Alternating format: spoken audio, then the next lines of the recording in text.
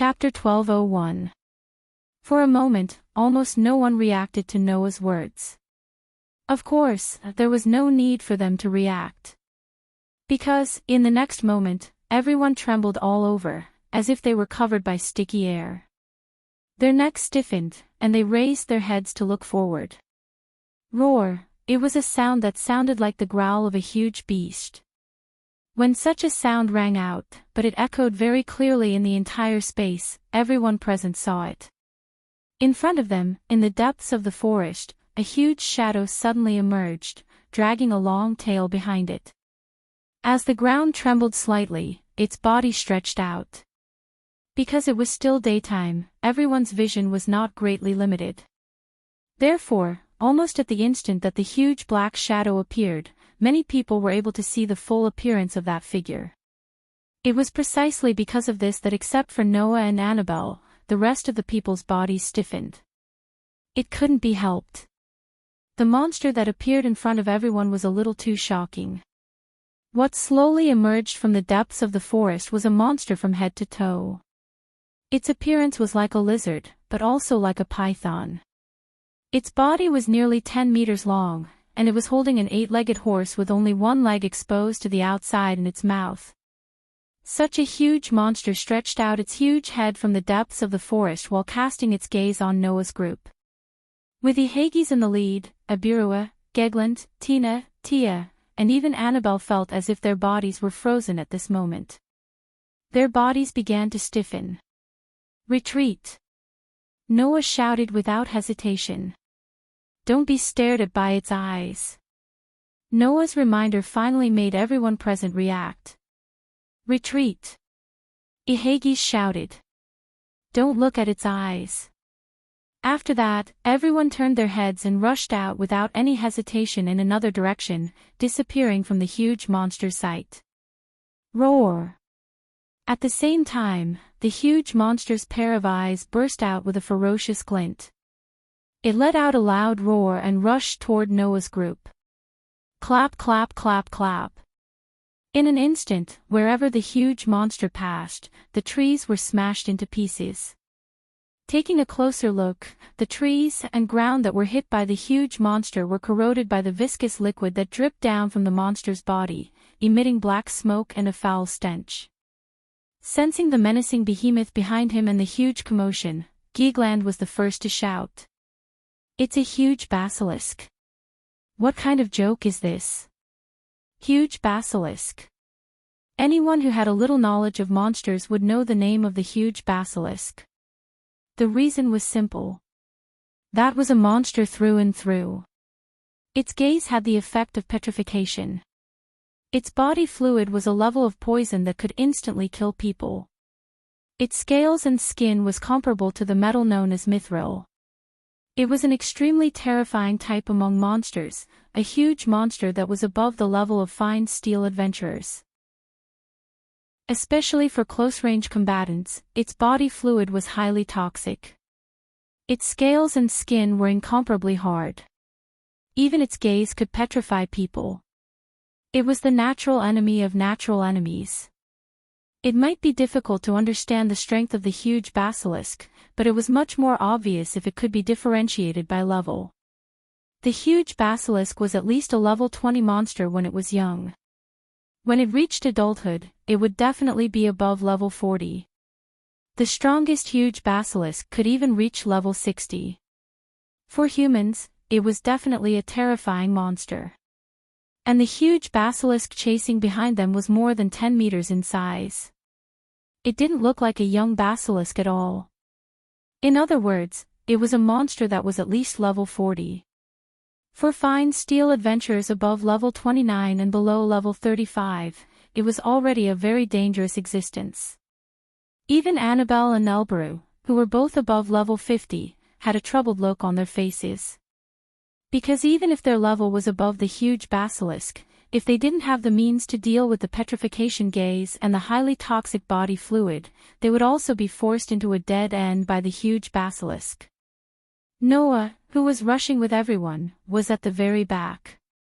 He looked behind him without the slightest fear. He looked at the huge basilisk that was rolling over like a tank, constantly roaring at the sky, smashing huge trees and crushing heavy rocks along the way. Then he looked at Hagrid. "You have measures to deal with the petrification and poison, right?" "Yes," Hagrid said without hesitation. "But we need time to prepare." "Is that so?" Noah looked back and looked at the huge basilisk covered in disgusting body fluid. He frowned and was speechless. "Stop in 3 seconds."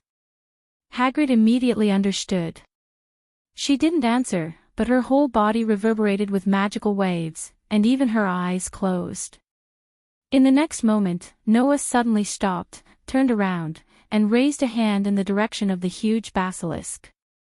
Hum.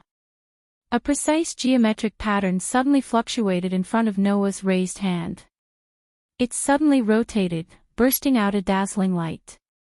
Immediately, a resplendent light beam shot out from the intricate geometric pattern. It cut through space and landed on the body of the charging giant snake monster amidst the vibrations in the air. Bang! The beam of light that fell on the huge basilisk directly exploded, turning into a terrifying impact.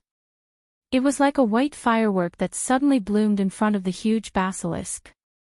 The huge basilisk was sent flying and smashed into the ground not far away, causing the ground to shake.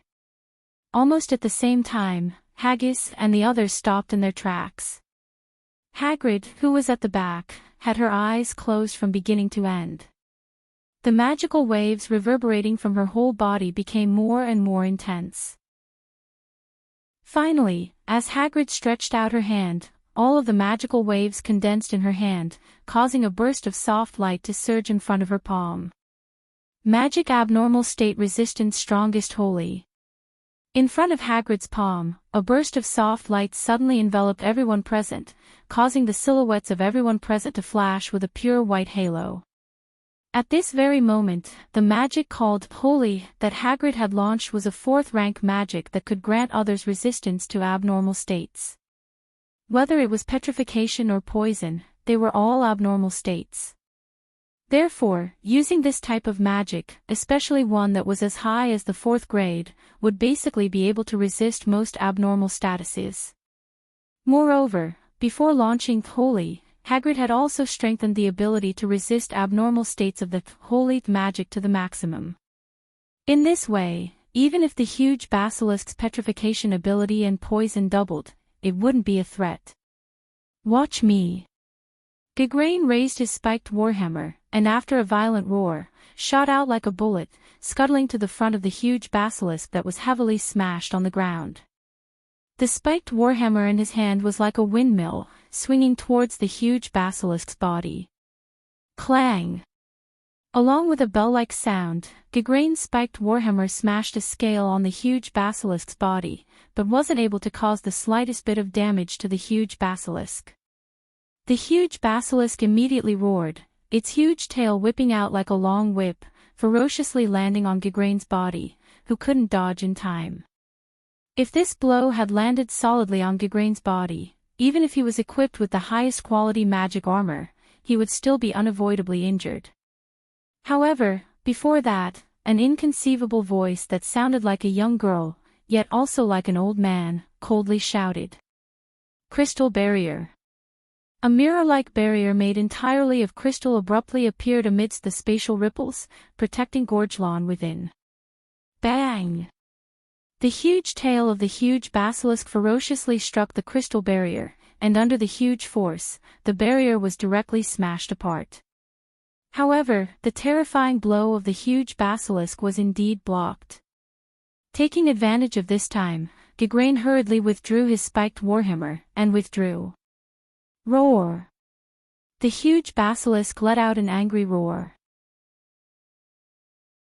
Chapter 1202. Ew.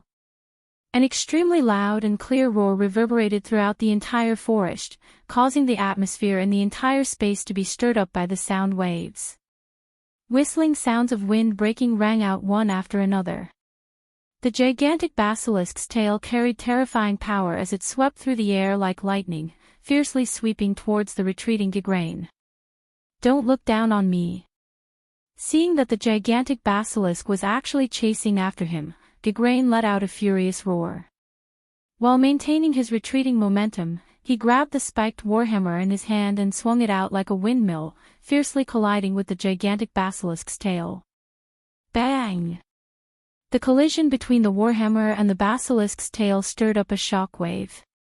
A gust of wind rushed over, numbing Gerland's arm as he held the warhammer. His entire body was sent flying backwards, smashing into the ground. He rolled a few times before stabilizing his body. He then leaped up and knelt on the ground with one knee, panting rapidly. As for the gigantic basilisk's tail, it paused for a moment in the collision. Some of the scales on it seemed to have cracked, but it wasn't damaged. The hardness of the gigantic basilisk's scales and skin was comparable to that of mithril. In this world, on the surface, only orichalcum and steel could be harder than the scales and skin of the gigantic basilisk. If one didn't have the power to shatter mithril, then one wouldn't be able to harm the gigantic basilisk at all. In addition, the gigantic basilisk's body would occasionally secrete highly toxic bodily fluids that could instantly kill. Its gaze also had the effect of petrification.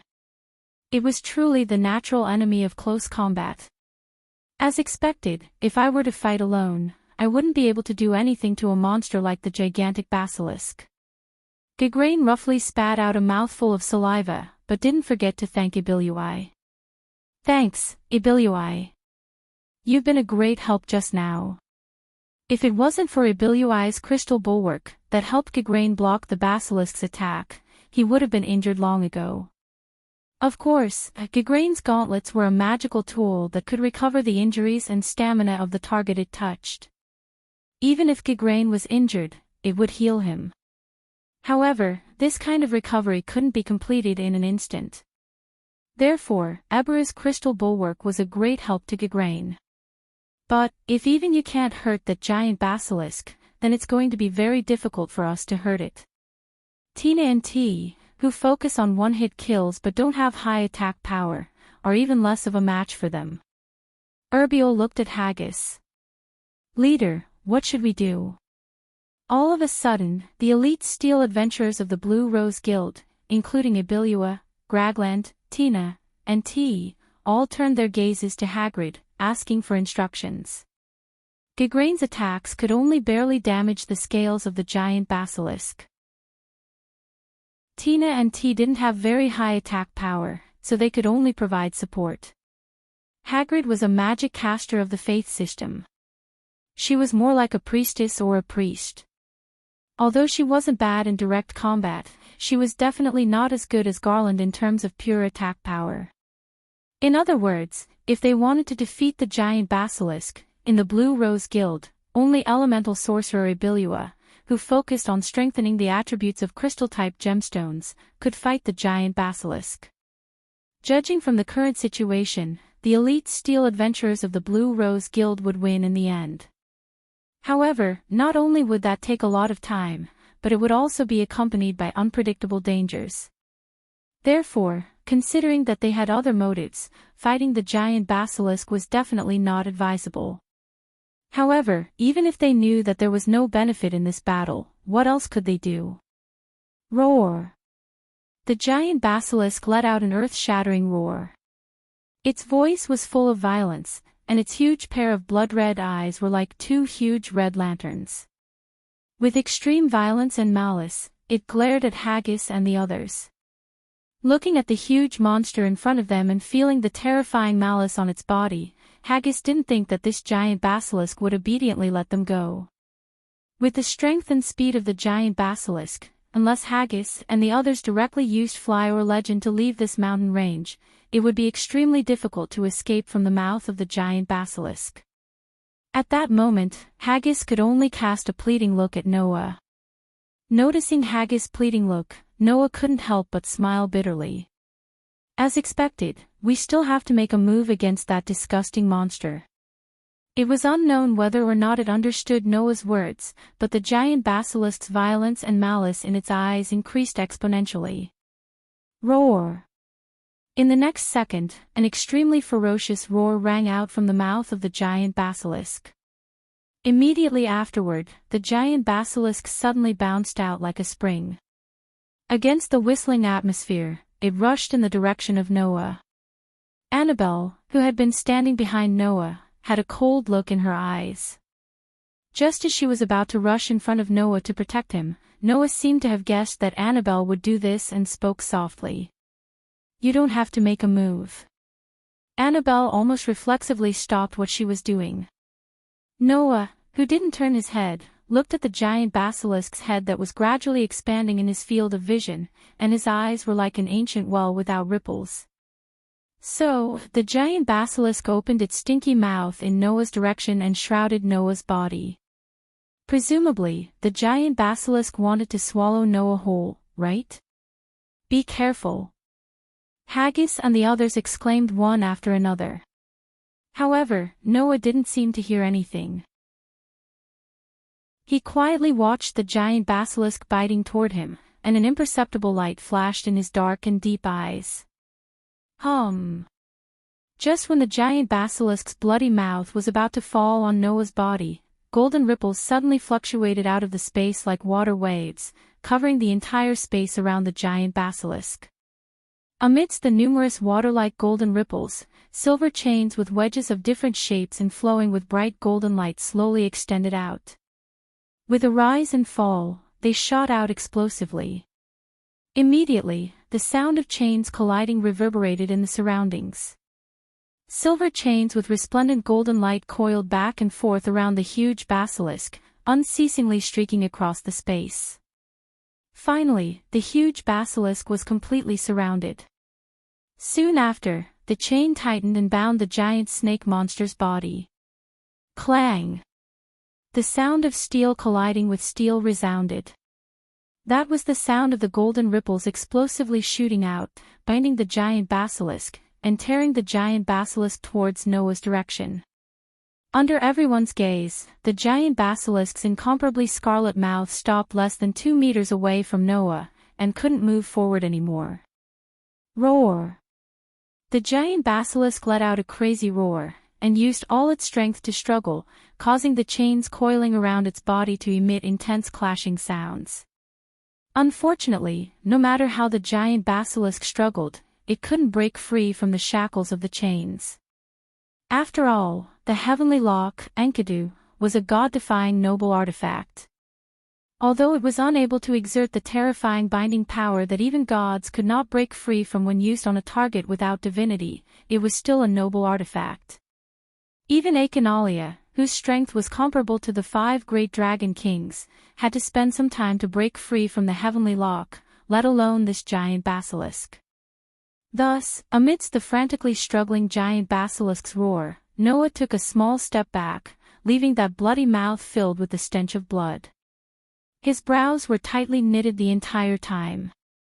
"Although I'm not afraid of poison, I really don't want to come into contact with the disgusting body fluids of this snake." The mouths of the fine steel adventurers, led by Iguana, Elua, Gragland, Tina, and Tia, twitched slightly.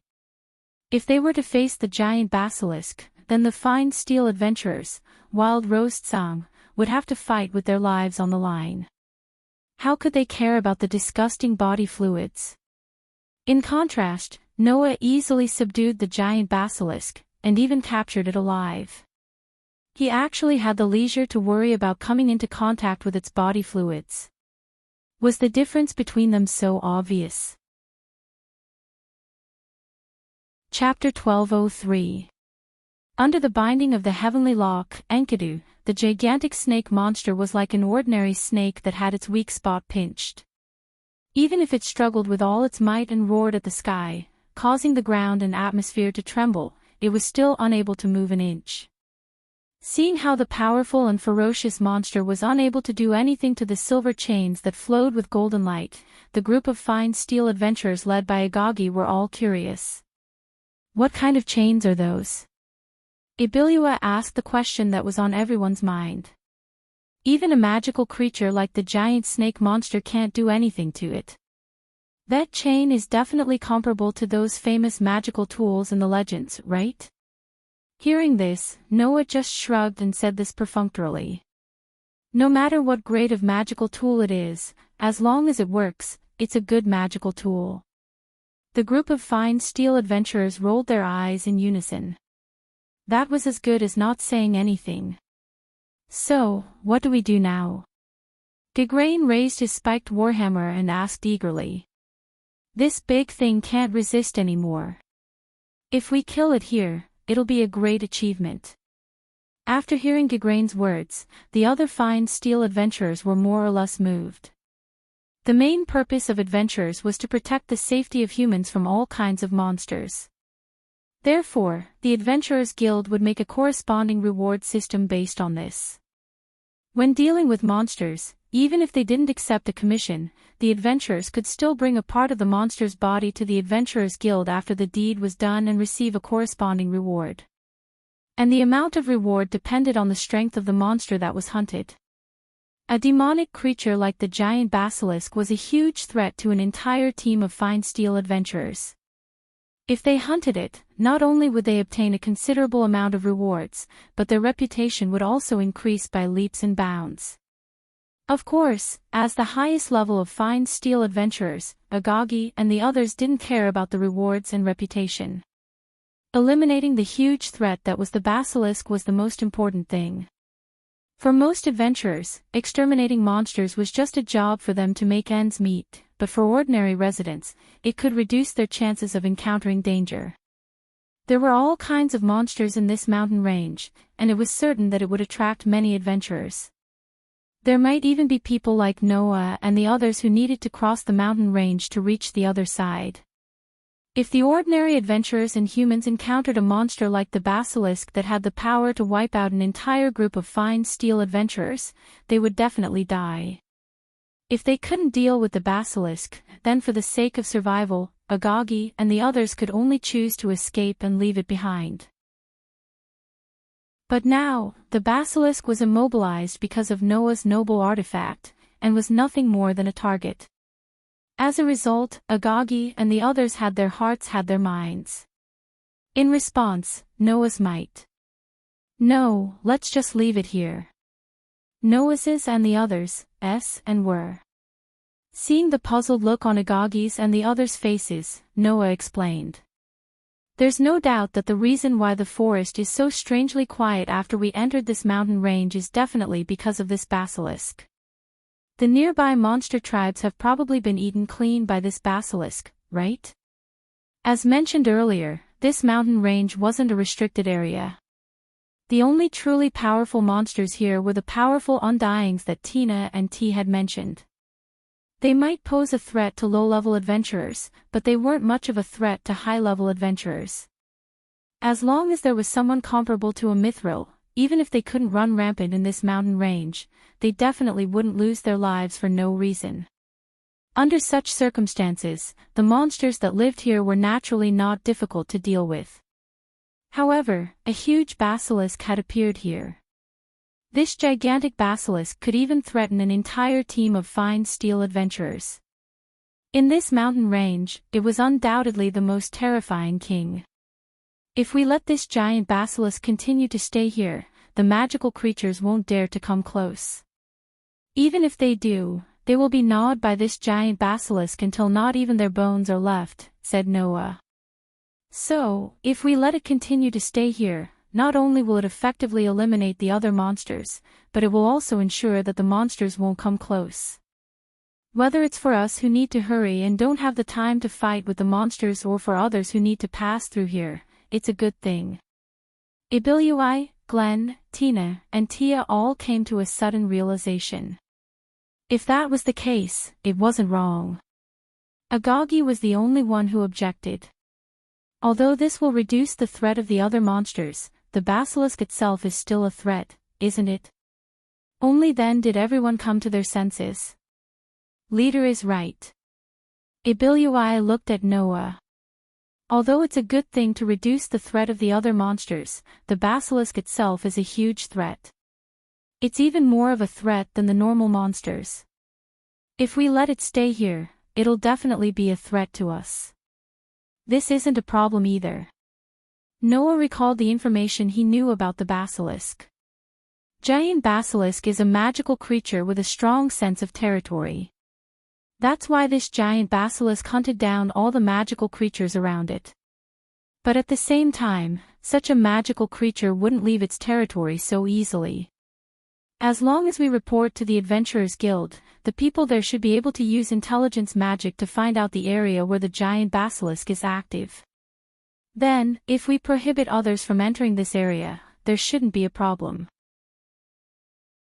After hearing Noah's explanation, everyone was relieved. If that's the case, then it won't be a problem. Agagi seemed to think that this was more feasible and nodded. Then, about the basilisk, we'll report to the Adventurers Guild when we get back. Then, are we going to retreat now? Ibilui pointed at the chains on the basilisk that was still struggling and roaring. Don't you want the chains? Yeah. Geegland quickly followed. Since you don't want to kill this big guy, then you can't untie the chains, right? Once it's untied, this big guy will go crazy again, won't it?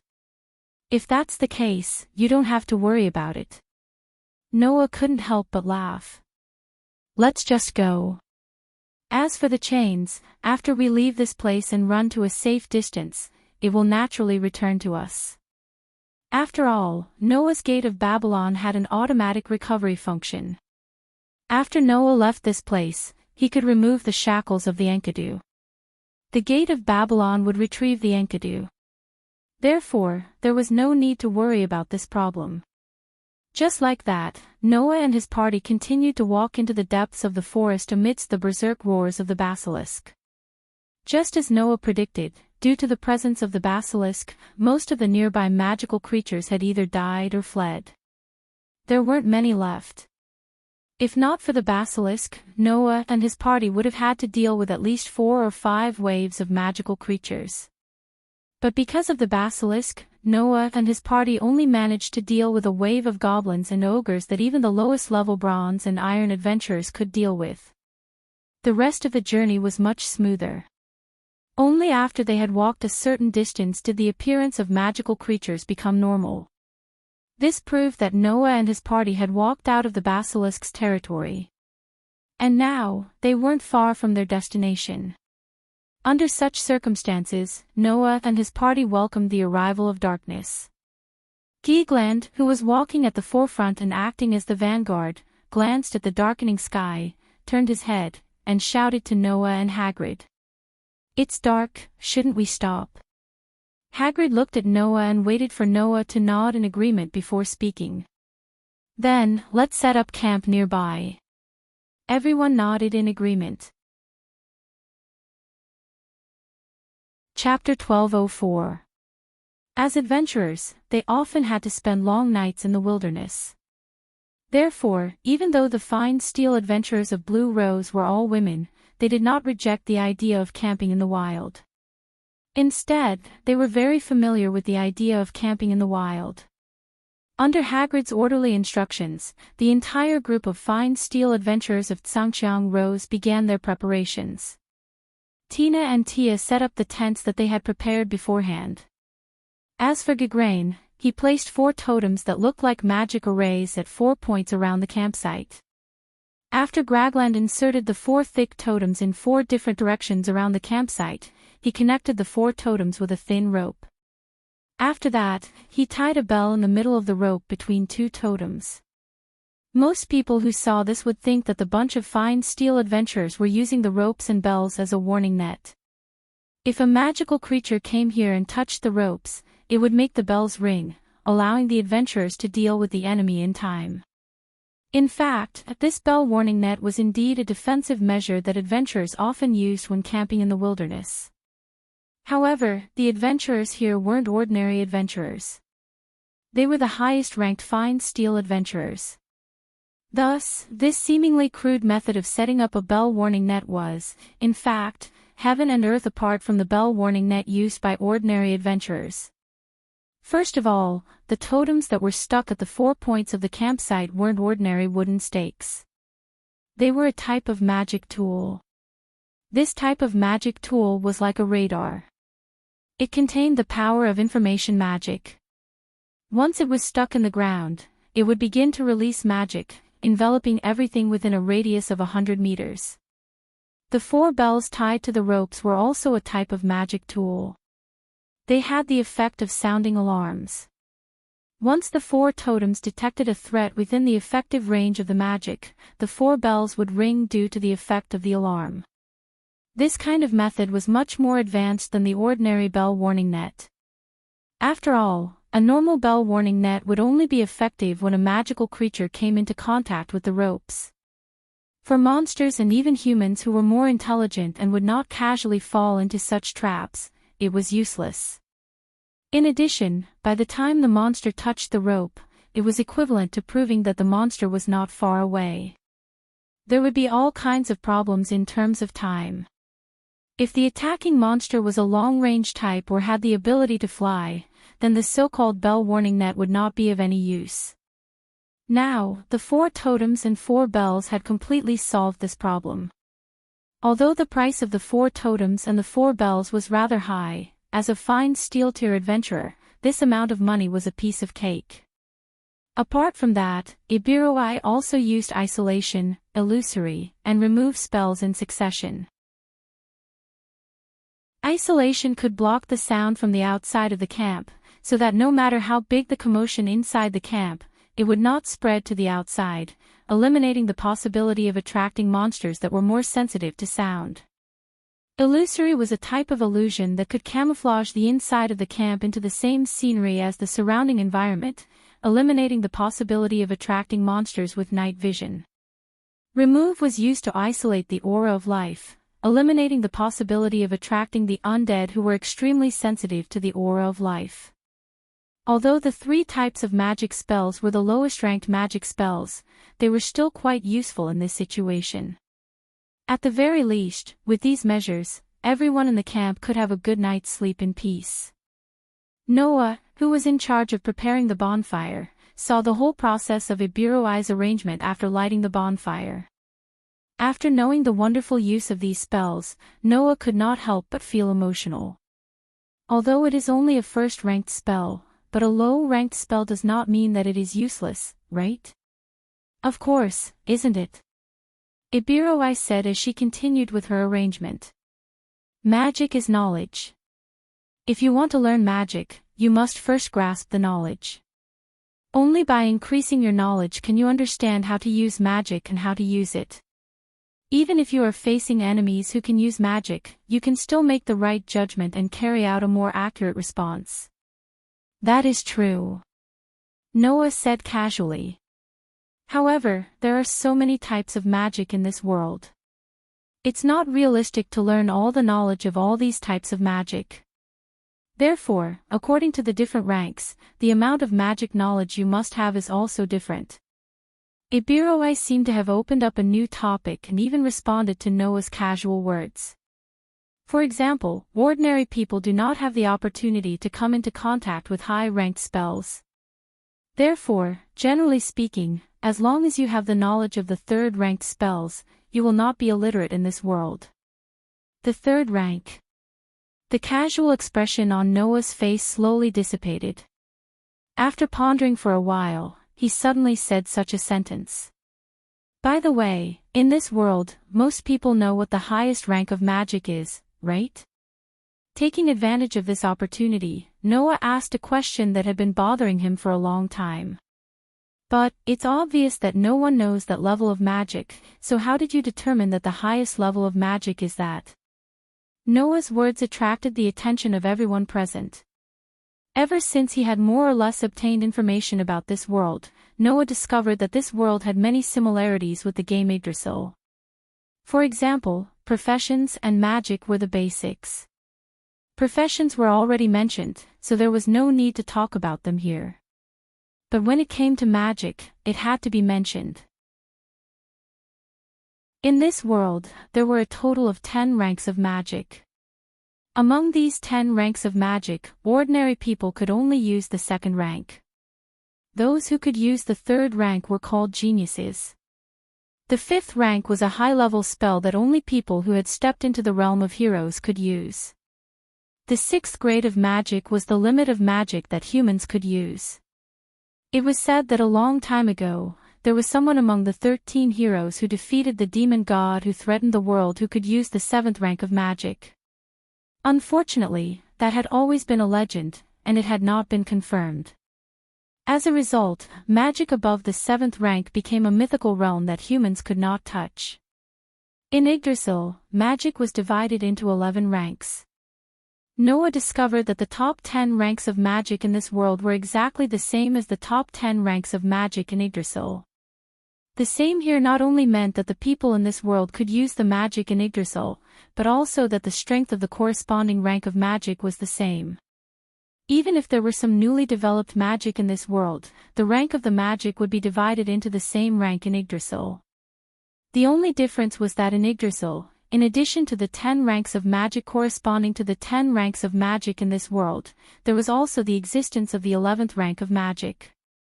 This kind of magic that surpassed the 10th rank of magic was collectively known as super rank magic. However, super rank magic was not so much magic as it was a skill. It did not consume magic power when activated. There was a limit to the number of times it could be used in a day. At the stage when it was just learned, it could only be used once a day. After level 70, every 10 levels could increase the number of times it could be used. In other words, even if he wanted to teach it, he might not be able to teach it to others. Noah did not know if it was because of this that the highest rank of magic in this world was the 10th rank of magic. However, it was this saying that the highest rank of magic was the 10th rank that Noah really did not understand. If no one can even use the 7th rank of magic, then how did they determine that the highest rank of magic is the 10th rank? Noah asked. After all, in this world, no one can use such a high rank of magic, right? Such a question made everyone stop what they were doing and look at each other. Chapter 12:05. The entire camp fell into an indescribable silence. However, Noah could feel that it wasn't because he mentioned something that shouldn't be mentioned that led to this situation. It was because the rest of them had the same confusion. At the very least, Glenn, Tina, and Tia all had confusion written all over their faces. It was quite clear that Glenn, Tina, and Tia also didn't know the answer to this question. Annabelle, who had been standing behind Noah, also raised her head slightly. Obviously, Annabelle was also slightly interested in this topic. It could be said that Annabelle didn't know anything about the situation of this world. Because the information obtained from the people of the Sunshine Scripture was only shared with Noah and the Guardians, and it had not been conveyed to the rest of the people in the big underground tomb of Nasarek. Therefore, Annabelle, who was not clear about the situation of this world, had just been following Noah's instructions during this period of time. Perhaps, Annabelle didn't seem to care much about the situation of this world and felt that it didn't matter. For Annabelle, no matter what happened in this world, it had nothing to do with her. As long as Noah was fine, it had nothing to do with Annabelle. That was Annabelle's idea. Now, the reason why she was interested in this topic was only because Annabelle knew that in the big underground tomb of Nasarek, level 10 magic was not that rare. Not to mention others, Yael Abed, Zaisha, Yon, Mer, Kossitz, Demiurgos, and other guardians could all use level 10 magic. For max level 100 characters, the use of tier 10 spells was quite frequent in battles. Therefore, Annabelle, who could only use level 8 magic, was more or less interested in that level of magic. Under such circumstances, Ibirua quietly completed the rest of her arrangements. Then, she came to the bonfire and sat down across from Noah. Raising her head, Ibirua cast her gaze on Noah through the gap of the mask. Do you know the 8 Desires King? 8 Desires King. Noah was startled at first, then his heart moved. 8 Desires King. Noah had indeed heard of this term before. Of course, the method was still hearsay.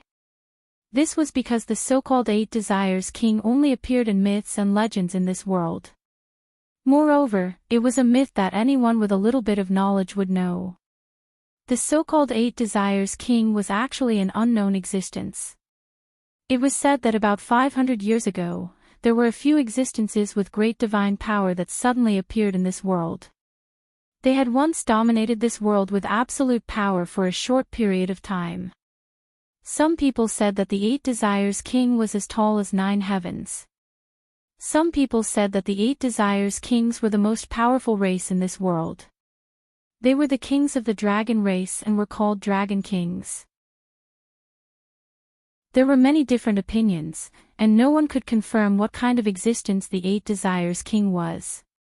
However, in that era, the 8 Desires King, who had great divine power, destroyed all the countries in this world. He relied on his unparalleled power to dominate the entire world. However, the 8 Desires King was still not satisfied. After dominating the world, he became even more ambitious and pointed his spear at each other. In the end, the 8 Desires Kings who fought for each other's things all died together. This myth was actually very unpopular. This was because no one was willing to admit that this world was once dominated by some inexplicable existences whose origins were unknown. In the end, they even had to rely on their mutual destruction to regain this world. However, whether it was really just a myth or a legend was still a question. Of course, many people thought that this was an exaggerated story. However, among some people with status and power, many people thought that the 8 Desires King actually existed in reality. The reason was very simple. Rumor had it that there was a city in the distant southern desert. That was the capital built by the 8 Desires King when he dominated the continent. That capital still existed to this day. Moreover, from time to time, there would be rumors that some people obtained some treasures that the 8 Desires King once owned from there and brought them out to dominate for a time. It was said that in the past, the 8 Desires King not only had the power to destroy the world, but also countless treasures.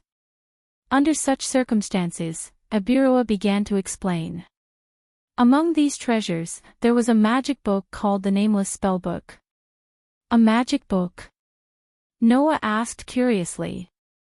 Could it be that the so-called 10th level magic was learned from that magic book? That's right. Abiroa nodded.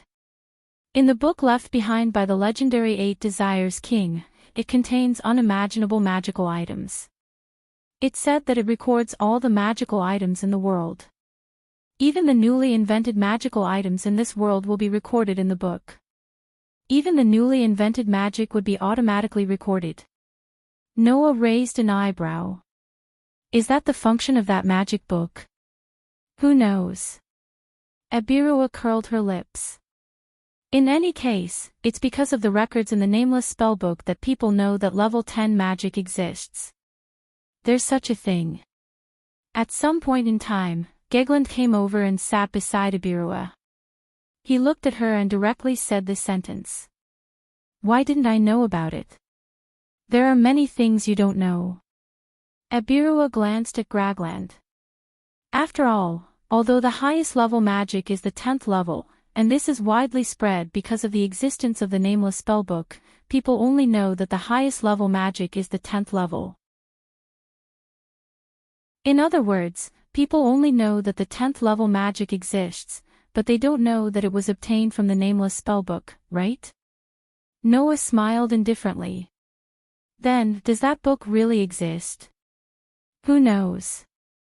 Abiroa said the same thing as before.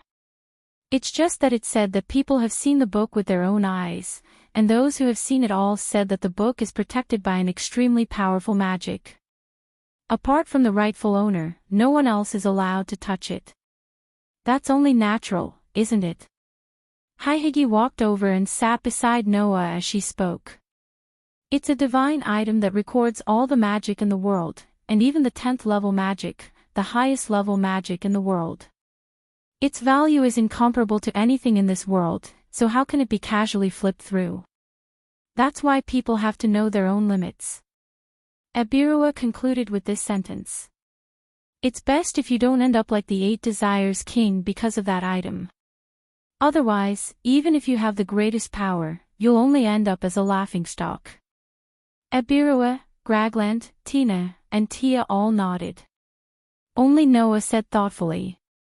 If it's a magic item that can automatically record newly developed magic, then is it possible that this magic item can only record up to the 10th level magic, and can't record magic above the 10th level? That's not impossible. Abirua chuckled. However, even spells of the 7th order and above are considered to be in the realm of legends. The limit of a human is the 6th order of magic. Only the legendary 13 heroes can learn spells of the 7th order, not to mention the highest 10th order. If that's the case, who would think that there would be spells of a higher rank than the 10th rank? Hagrid smiled faintly. Even if there is, no one at the 10th level can use it. Even if magic of a higher level exists, it's just a figurehead to people. Noah responded with a smile, but he was more or less thinking about it. Perhaps there were records of magic beyond the 10th level. But those who saw it didn't mention it, so that wasn't necessarily the case. Chapter 1206. By the time he noticed it, the village with a strange atmosphere was already in front of Noah's eyes. It was a village that occupied a fairly large area. However, Noah was still somewhat hesitant about whether or not he should call it a village. The reason for this was that the village was surrounded by high walls, making it impossible to see what was going on inside. The only thing that could be seen was the watchtowers that were taller than the walls of the village. The structure was rather sturdy. It was rare to see such a sturdy watchtower even in the cities of some kingdoms. Rather than calling it a village, it would be more appropriate to call it a strategic stronghold. It gave off a heavily guarded feeling. Of course, the village was relatively close to the mountains where all kinds of monsters lived. The villagers were worried about being attacked by monsters, so it was not strange for them to build tall walls and watchtowers. The problem was that for a relatively poor village, the extravagant protection of a protective wall should only be built around the buildings or warehouses, and the farmland should be placed outside the wall. After all, if the farmland was surrounded by the village, building a wall that surrounded the farmland and residences would be rather taxing and costly. It was not something that a normal village could afford.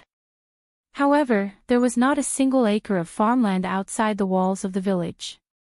Judging from the size of the wall, the farmland was really surrounded by the village.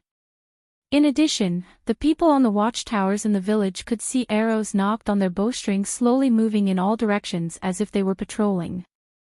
It was as if they were in an overly cautious state, ready to shoot at any moment. Such a scene was telling others. This village was definitely not as simple as it looked. Noah stepped out of the forest in the mountain range and gazed at the heavily guarded village. After a while, he turned his head and looked at Haggis. That's the target. That's right. Hagrid narrowed her eyes. Have you encircled the entire field? Of course they did, right? Gerland said in disdain. The farmland is used to cultivate drugs. How can they be placed outside for people to admire? That's why we need to sneak in and burn the village. Abirua said. But before that, we need to prepare some things. Haihigi nodded before turning to Tina and T. Tina, T, I'll leave it to you. Understood. Tina and T responded at the same time. Then, their bodies flashed and turned into blurry shadows, rushing towards the village. In just a while, even Noah could not see Tina and T.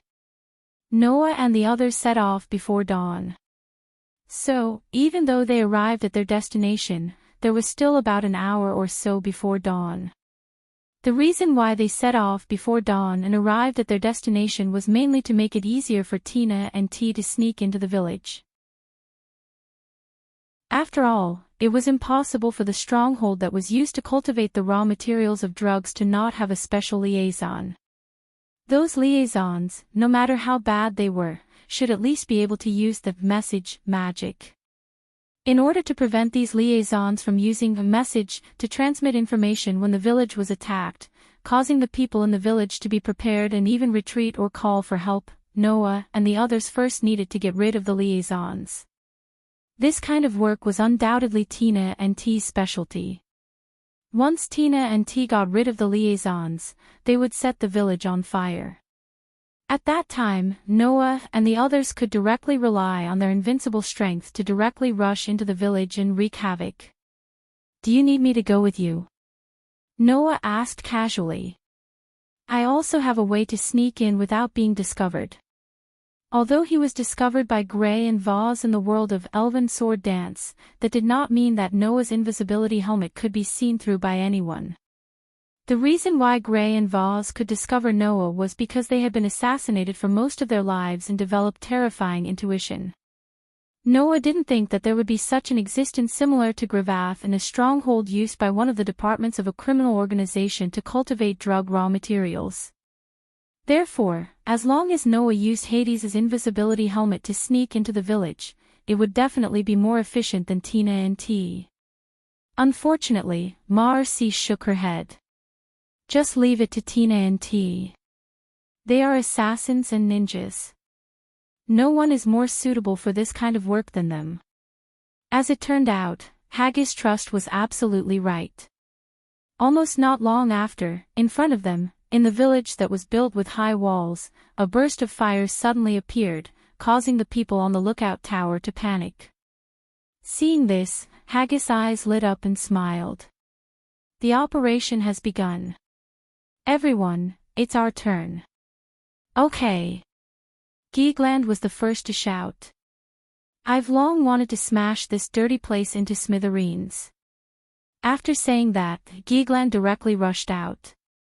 Noah, Haggis, and Ibirui looked at each other and then smiled at the same time. Then, Haggis' eyes flashed with a hint of coldness. "Let's go." The light that represented the activation of magic flickered on the group of people. In the next moment, Noah, Annabelle, Haggis, and Ibirui directly used the flight magic to fly into the village that was surrounded by flames. Immediately after, the four of them split up and flew in different directions. "Fire! Put out the fire! Why is it suddenly on fire? Water! Where's the water? Bring the water over!" When Noah flew over the burning field alone, the whole village was already in a mess. Every one of them had a weapon in their hands. Their appearance was rough, and they were definitely not the good kind. At a glance, it was obvious that they were used to tyrannical abuse. They were simply outlaws of the underworld, shouting and yelling at the surroundings with a ferocious look on their faces. "Fire!" Noah could not help but sneer. "Then let me add fuel to the fire." After saying that, Noah spread out his hand, and around his body, a beautiful magic circle suddenly appeared, covering the entire space. On the beautiful magic circle, bursts of magic light began to gather, causing the dazzling light to explode in midair, finally attracting the attention of the people below. All of a sudden, the eyes of all the outlaws with weapons in their hands widened, and they roared out in shock. "No! It's not a fire. It's an enemy attack. You finally understand." A trace of coldness appeared in Noah's eyes. Unfortunately, it's too late. In the next moment, the beautiful magic circles that covered Noah's body burst out with flashes of light. Beams of magic light burst out from the beautiful magic circles, like a meteor shower falling from the sky, shrouding the area below. Boom! Boom! Boom! Boom! Accompanied by a series of explosions, a fierce fire burst out in a corner of the village, like a mushroom cloud, rising into the air. Boom! Boom! Boom! Boom! At the same time, in the village, frequent explosions began to occur in other corners, setting off the same intense fire. Sometimes, it was a sky full of lightning that fell to the ground. Sometimes, it was a scorching fireball that exploded on the ground. Sometimes, it was a bright crystal that exploded from the ground. Attacks like these landed on the ground one after another, destroying buildings one after another, stirring up intense flames and shockwaves. Noah, Annabelle, Ohajisai, and Ibilua began to move from the four corners of the village, wildly unleashing magic from mid-air, causing beams of light, lightning, fireballs, and crystals to explode in the village one after another, turning the village into a sea of fire at an astonishing speed. Run! There's a magic chanter attacking the village. Where's the liaison? Ask for help quickly. In the village, the outlaws belonging to the Yakuza's drug department were like ants on a hot pan, jumping and jumping anxiously, crying for their parents as they ran back and forth.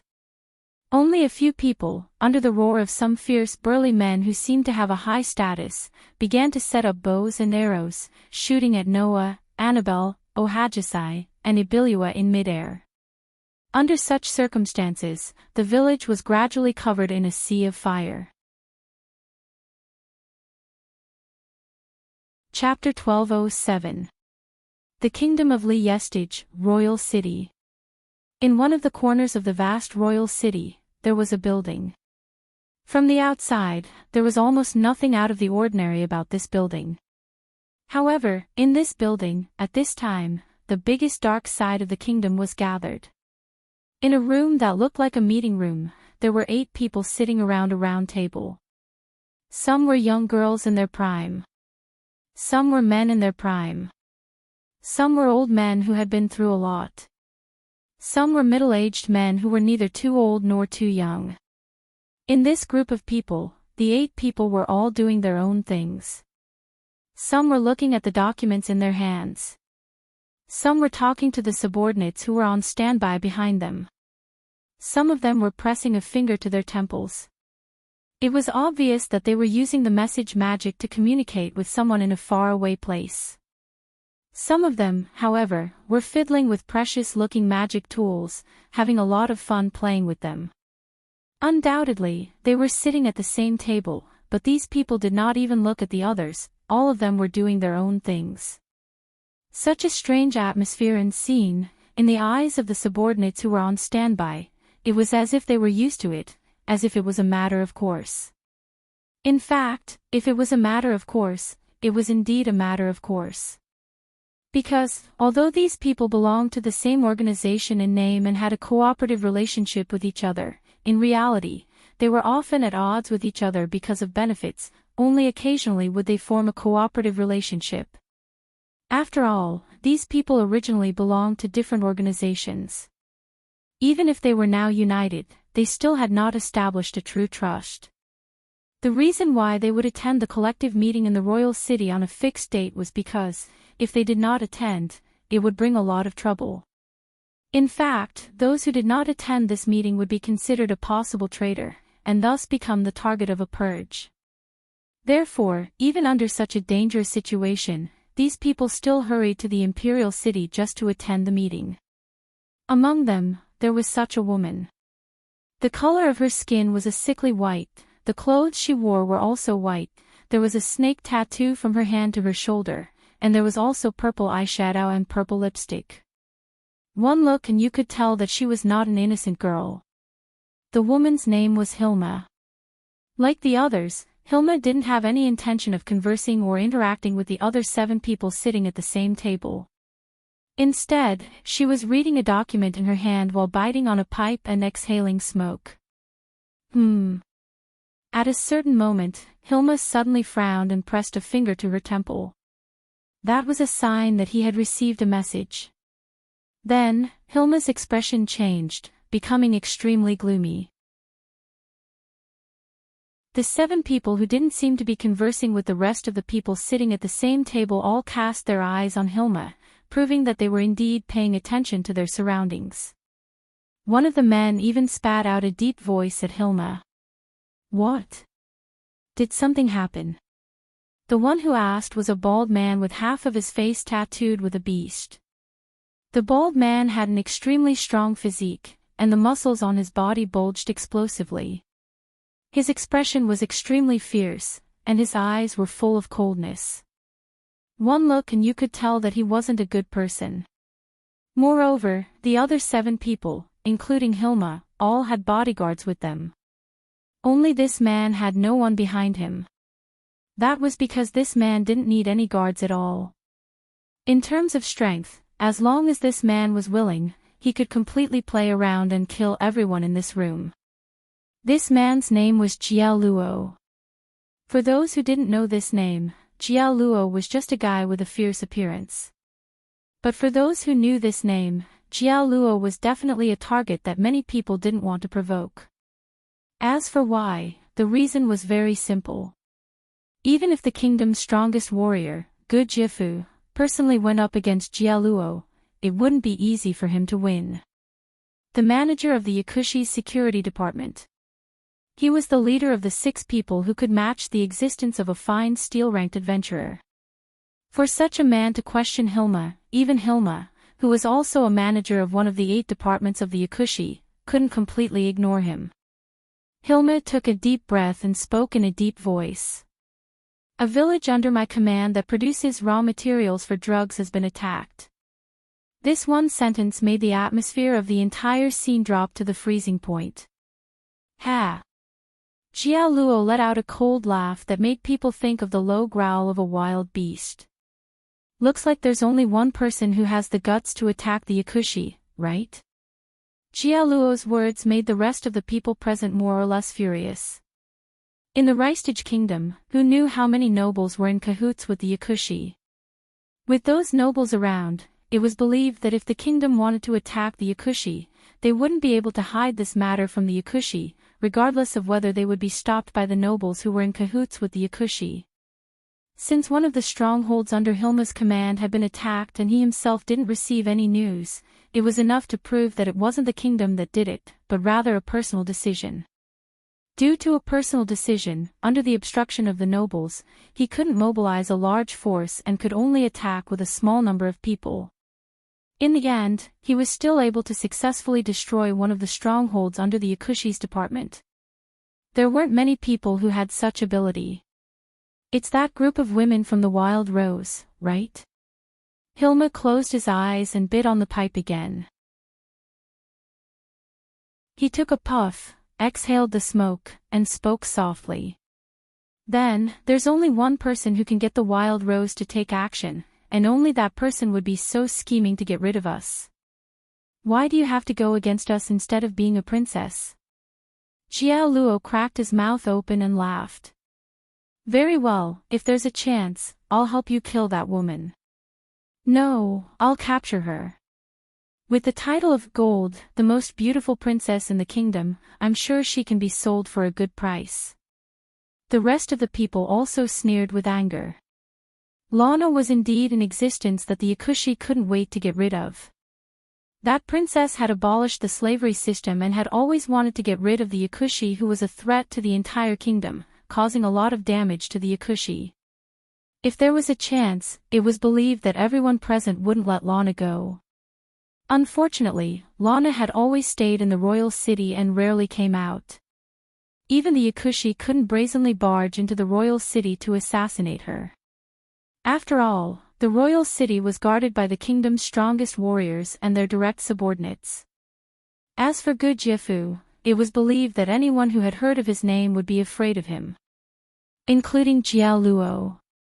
However, they can only do something to some of the strongholds under our command. They can't do anything to us. Jiao Luo curled his lips in disdain. It's just 1 or 2 strongholds. If you like them, just give them to them. Just 1 or 2 strongholds. Hilma glanced at Jiao Luo. If it were you, would you be so willing to have one of your strongholds destroyed? Jiao Luo smiled nonchalantly. If it was before, perhaps I would really be angry. But after I'm done with this business, 1 or 2 strongholds won't be a problem at all. In an instant, everyone's interest was piqued. Seeing this, Jiao Luo didn't hide anything and said bluntly. I've received news that there's a decent prey in the royal city selling large amounts of stainless steel through different channels. The profit is not small. Selling large amounts of stainless steel. Hilma said in surprise. How large is it? How large? Jiao Luo couldn't hide his excited smile. It's so large that it's definitely comparable to what all of us earn in a year. Instantly, everyone's eyes lit up. It was as if a lone wolf had its eyes on some prey. This fellow is still in the royal city. Xiao Luo smiled like a ferocious beast. I've already sent someone to keep an eye on him. Hearing this, everyone knew that they wouldn't be able to get a share of the benefits this time and looked regretful. Little did they know that this was the beginning of a destructive disaster for the entire Yakushi. Chapter 1208. Just as Haihige had said, after destroying the Yakuza drug department's base to cultivate raw materials, Tina and T found a piece of parchment in the village. If they guessed correctly, there must be information on the other 7 departments of the Yakuza. However, the information on the parchment was written in code and had to be deciphered. Therefore, once they returned to the capital, Haihige immediately took the parchment and went straight to the capital to find Lana so that Lana could decipher the code. With the Golden Princess's wisdom, deciphering the code should not be difficult. Therefore, when Agagi and her party went to the capital to decipher the information, Noah rejected Agagi's invitation to go with them, and directly found an inn to check in with Annabelle. Together with Annabelle, they took stock of the gains in the destroyed village. As a base to cultivate raw materials for drugs, the village naturally had more than just drugs. A certain amount of expenses and funds were required. Now, all of that went into Noah's pocket and was obtained by Noah. Of course, Noah's gains were not much. At least, compared to the profits that Noah would earn from selling large amounts of stainless steel, this was not much. However, that was only because they had only destroyed one base. Once all of the bases of the 8 departments of the Yakuza were destroyed, the gains would be the real deal. Therefore, when Haihige and the others went to the capital to discuss deciphering the information with Lana, Noah stayed in the inn and waited for the moment to act. On this day, Noah also stayed in the inn and sat in front of a table, flipping through a thick book. It was a book that looked like crystal, but also like spring water. The cover was constantly reverberating with circles of ripples. It was an incredible book. Not many people knew about this book. However, if a legend was mentioned, many people would clearly know the reason behind it. According to legend, in the world of Norse mythology, there was a world tree. The world tree had 3 main roots. Among these 3 main roots, one of them extended to the country where the giants lived. And under this root that extended to the giant country, there was a mysterious spring water that contained all wisdom. It was said that as long as one drank a mouthful of the spring water, one would be able to obtain supreme wisdom. In order to bring wisdom into the world of the gods, Odin, the main god of Norse mythology, found this spring and obtained the wisdom named Rune at the cost of losing an eye forever. From then on, the main god Odin became the god of wisdom and magic. This was a famous story that anyone who had some knowledge of Norse mythology would know. The book in Noah's hand was the prototype of this mythical relic. Noah only remembered the nameless spellbook of the 8 Desires King after Ibirui mentioned it. As the original codex from which Odin, the main god of Norse mythology, obtained wisdom, this book was similar to the nameless spellbook of the 8 Desires King. The nameless spellbook of the 8 Desires King could record all magic in the world. The book in Noah's hands also had the power to record all magic in the world. Even if it was a newly developed magic, it was fine. Just like the nameless spellbook, this relic could automatically record newly developed magic spells into it, becoming a relic that truly recorded all magic spells in the world. However, this book could only record magic in the world of the shaped moon, but it could not record magic that could lead to the source. Noah took the book out because he was curious. Could this relic record the magic of the other worlds as well as the magic of the other worlds besides the shaped moon world? If it could, then this book would be very useful. After all, in this world, there were many magical effects that attracted Noah. For example, teleportation magic that could allow people to move in an instant and play the role of teleportation. For example, resurrection magic that could allow people to come back from the dead and reduce the threat of death to the minimum. If he could learn these magic, it would be very useful even for Noah. Moreover, Noah was also very interested in the super magic that did not exist in this world and was only mentioned in Yggdrasil. In this world, humans could only use magic up to the 6th level. Magic above the 7th level belonged to the realm of legends. As for super magic, it was possible that even the nameless spellbook of the 8 Desires King did not have records of it. As for how powerful super magic was, Noah could not give an accurate estimate because he had not seen it with his own eyes. However, if he were to make a conservative estimate, it would not be weaker than Noah's 3 great super magic. Therefore, Noah was still somewhat interested. Unfortunately, there was no such thing in this world. Noah, who was flipping through the incredible book, silently closed it at some point and sighed. Sure enough, it's impossible to record magic and magic from other worlds. Or rather, it was more reasonable. If magic and magic from other worlds could be automatically recorded, then this incredible book would definitely not be just a relic. Forget it, what is there is, and what is not is not. Although many of the magic in this world are very magical and helpful to me, it doesn't make much sense to me in terms of the degree of improvement of my strength. I don't need to feel regretful. Noah casually tossed this matter to the back of his mind and casually threw away the incredible book in his hand. A golden ripple suddenly fluctuated out of the space, swallowing the incredible book, and then slowly disappearing. It was not until this time that Annabelle, who had been quietly waiting by the side, came to Noah with a cup of black tea, and spoke respectfully. "Sir Noah, please have some tea." "Thank you, Annabelle." Noah smiled slightly, took the black tea handed over by Annabelle very naturally, and took a sip. At this moment, there was a knock on the door of the room. Noah stopped drinking tea and looked in the direction of the door. Annabelle immediately stepped forward and opened the door. The next moment, a group of people appeared in front of Noah and Annabelle together. The leader was a fat man. The man was wearing what seemed to be a uniform, and there was a badge that reflected a bronze brilliance hanging on his chest. His ruddy face was full of fat, and there was an oily luster on it. Behind this fat man, there were 4 people standing. There were 4 armored men with spears in their hands.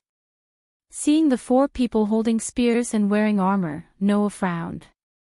Because in the kingdom, only the kingdom's soldiers would appear in such attire. Why would a fat man with the kingdom's soldiers look for Noah? Before Noah could think of anything, Annabelle's cold gaze swept across the group of people and said so. "Who are you?" As always, except for Noah, Annabelle was so indifferent to any human. However, the fat man with the 4 soldiers couldn't care less about that.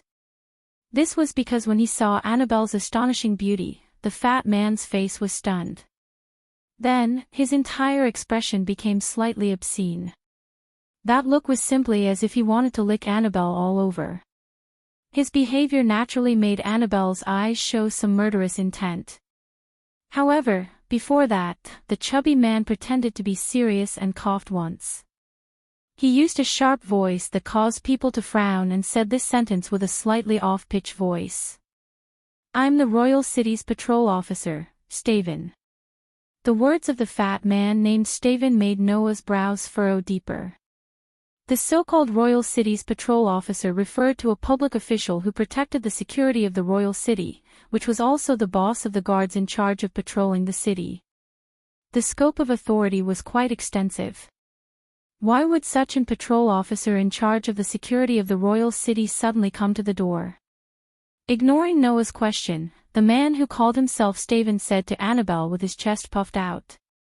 "This should be Noah Doria's residence, right?" Hearing that, Noah narrowed his eyes. He didn't come with good intentions. Chapter 1209. What Annabelle didn't know was that the visit of this patrol officer named Staffan had already been labeled as a hostile visitor by her master. However, Annabelle had the same idea. Seeing that Stoffan was pretending to be serious, but his pair of eyes frequently swept back and forth on her body with a somewhat obscene look, Annabelle didn't think that such a person would come to invite Noah to have a meal together. At that moment, Annabelle planned to drive all these people away without hesitation. However, before that, Noah's voice slowly echoed in the room. "Annabelle, let him in." "Yes." Annabelle responded without any hesitation, and dodged to the side, giving way to the door, and spoke coldly without even looking at Stoffan. "My master wants you to go in." Hearing this, Stoffan was stunned, and then the obscene look in his eyes turned into outright jealousy.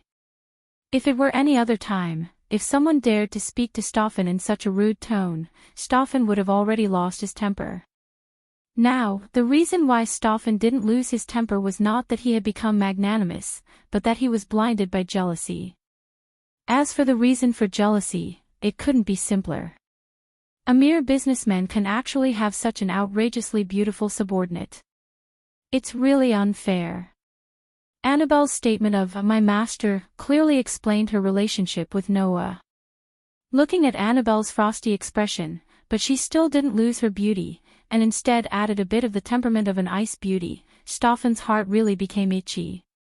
If there's a chance, with this thought, the fat on Stoffan's face piled up into an expression that couldn't be more fake, then he walked into the room with his head held high. The group of soldiers behind Stoffan just wanted to follow in, but Annabelle blocked the door in a flash. Glancing at the soldiers who were stunned, Annabelle spoke with a blank expression. "Sir, Noah didn't let you follow in." The soldiers were speechless. However, that's true. As an ordinary soldier, if they didn't obtain permission, they would be sentenced for breaking into someone's residence. Heartwarming frowned and waved his hand impatiently. "You guys can wait outside." All the soldiers nodded in agreement. Then, Stoffan looked into the room. He saw that Noah was still sitting in front of the table, holding a cup of black tea in his hand and sipping it. Seeing that Noah was ignoring him, the corner of Steve's mouth twitched. He was about to get angry, but he thought of something and suppressed his anger. Little did he know that Noah had seen this scene clearly. Thus, Noah curled his lips and smiled. He placed the teacup in his hand on the table and made an inviting gesture to the seat opposite him. "Mr. Stoffan, aren't you going to sit down first?" "There's no need for that," Stoffan said to Noah in a businesslike manner with a straight face. "I'm here on official business." "You're Noah Doria, right?" "That's right." Noah nodded and smiled. "I wonder why you're here on official business, Mr. Patrol Officer. My place can't be compared to those luxurious offices. Are you playing word games with me, Mr. Noah?" Heartwarming couldn't help but reveal a hint of anger. "Don't play dumb. You should know very well why I'm here." "I can't pretend that I didn't hear that." Noah shrugged. "Mr. Patrol Officer, you're wrong. I don't know why you're here. It's just that," speaking of this, Noah looked at Heartwarming with a meaningful gaze. "It shouldn't be anything good, right?" Heartwarming's face was flushed red. He was infuriated. As the patrol officer of the royal city, he was in charge of the security of the royal city. In the past, whenever Heartwarming looked for someone in the name of carrying out official business, even if that person was a famous tycoon, who wouldn't be polite to Heartwarming because they were worried that Heartwarming would take advantage of them. But now, a mere merchant not only didn't treat Heartwarming with respect, but also displayed an extremely carefree attitude. For someone like Heartwarming who thought that he was in a high position, it was absolutely unbearable. "Mr. Noah, you can laugh as much as you want now. You won't be able to laugh later." Heartwarming's tone became firm as he shouted at Noah. "As far as we know, Mr. Noah seems to have been selling a large amount of steel in the royal city recently. Is that true?" "That's true." Noah nodded nonchalantly. "What's wrong? Could it be that doing business in the royal city is considered disrupting public order?" "If it's just doing business, then of course not. Sure, Yafin said with a disgusting tone. It's just that that's only if the goods are legal. Hearing this, Noah roughly understood what Shirtupan was trying to say. Mr. Noah, other than you, no one has been able to sell such a large amount of steel. After all, steel is very precious. Shirtupan shook his head as he spoke. In the royal city, we have never heard of a place where steel can be mined in such a large amount. So, we have the right to suspect that the steel you are selling in the royal city was obtained through illegal means. Shirtupan revealed a victorious smile after he finished speaking. For example, the illegal extraction of stainless steel in the nobles' territories without permission. I see. Noah nodded without any change in his expression. So, what are you going to do, Mr. Patrol Officer? Investigate, of course. Shirtupan said matter-of-factly. Please come with us and accept our investigation.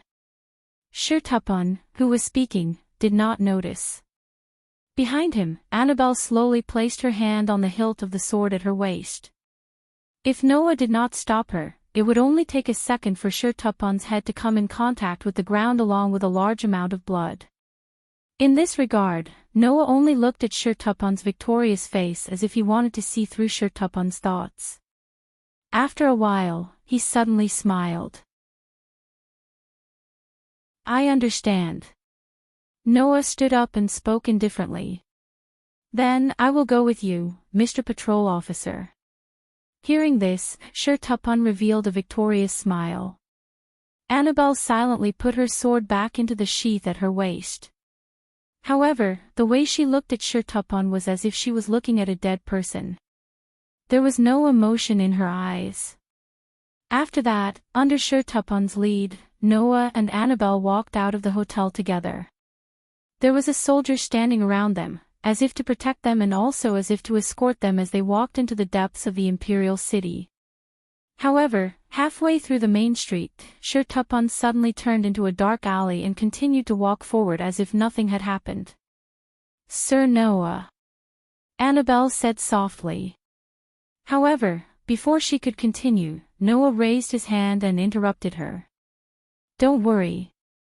Noah said concisely. I have my own plans. Annabelle muttered to herself for a while, then nodded and did not say anything else. Just like that, under Shirtupan's lead, the group walked quite a distance. It was not until 30 minutes later that the destination came into view. Instead of calling it a destination, it was more like a towering wall that appeared in Noah's eyes.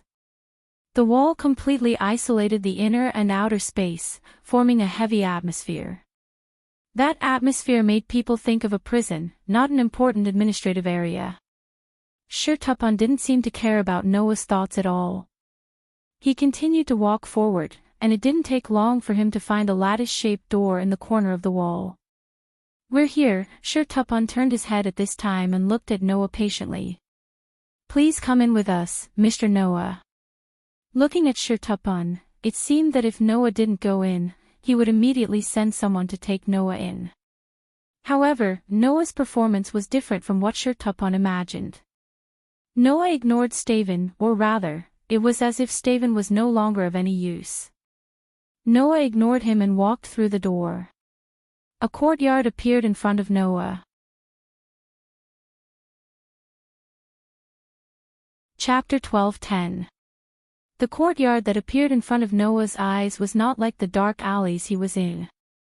It gave off a gloomy atmosphere. The trees were trimmed neatly and tidily. The ground was also swept clean. In such a courtyard, there was a small path that extended from the door Noah was in. It was directly connected to an open space that looked like a training ground. The ground was covered with hard stone bricks.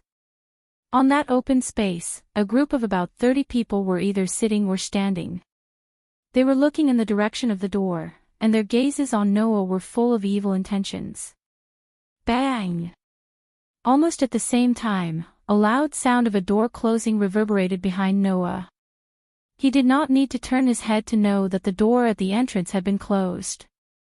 Looking around, one by one, people who had been hiding in unknown places slowly walked out from all directions. They all had the same malicious smile on their faces as the people in the open space. In other words, at this moment, the entire courtyard was surrounded by people who looked extremely violent. In the center of the encirclement were Noah and Annabelle. As for Starvan, he walked forward with his head held high under the protection of the violent people around him. He walked past Noah with his head held high. He did not even look at Noah, as if he would feel that he was not ostentatious enough. It really reminded one of the idiom, "The fox uses the tiger's might to intimidate others." In such a manner, Stoffen finally walked to the side of a man. He was bald, with explosive muscles all over his body and a beast tattoo on his face. He was exuding a ferocious aura from head to toe. "Mr. Jialuo." Stoffen showed a fawning smile to the bald man. "I've brought him to you. You've done well." The man named Jialuo smiled satisfactorily. "Don't worry, I'll put in a good word for you in front of those aristocrats. I'll let you know that cooperating with the Yakuza is definitely beneficial and harmless." "Thank you, Mr. Jialuo." Stoffen was instantly overjoyed and nodded repeatedly. Instead, it was Noah who raised his eyebrows and looked at Jialuo with a different gaze. "You're from the Yakuza?" "To be more precise, you should say that we're from the Yakuza's security department." Jialuo grinned.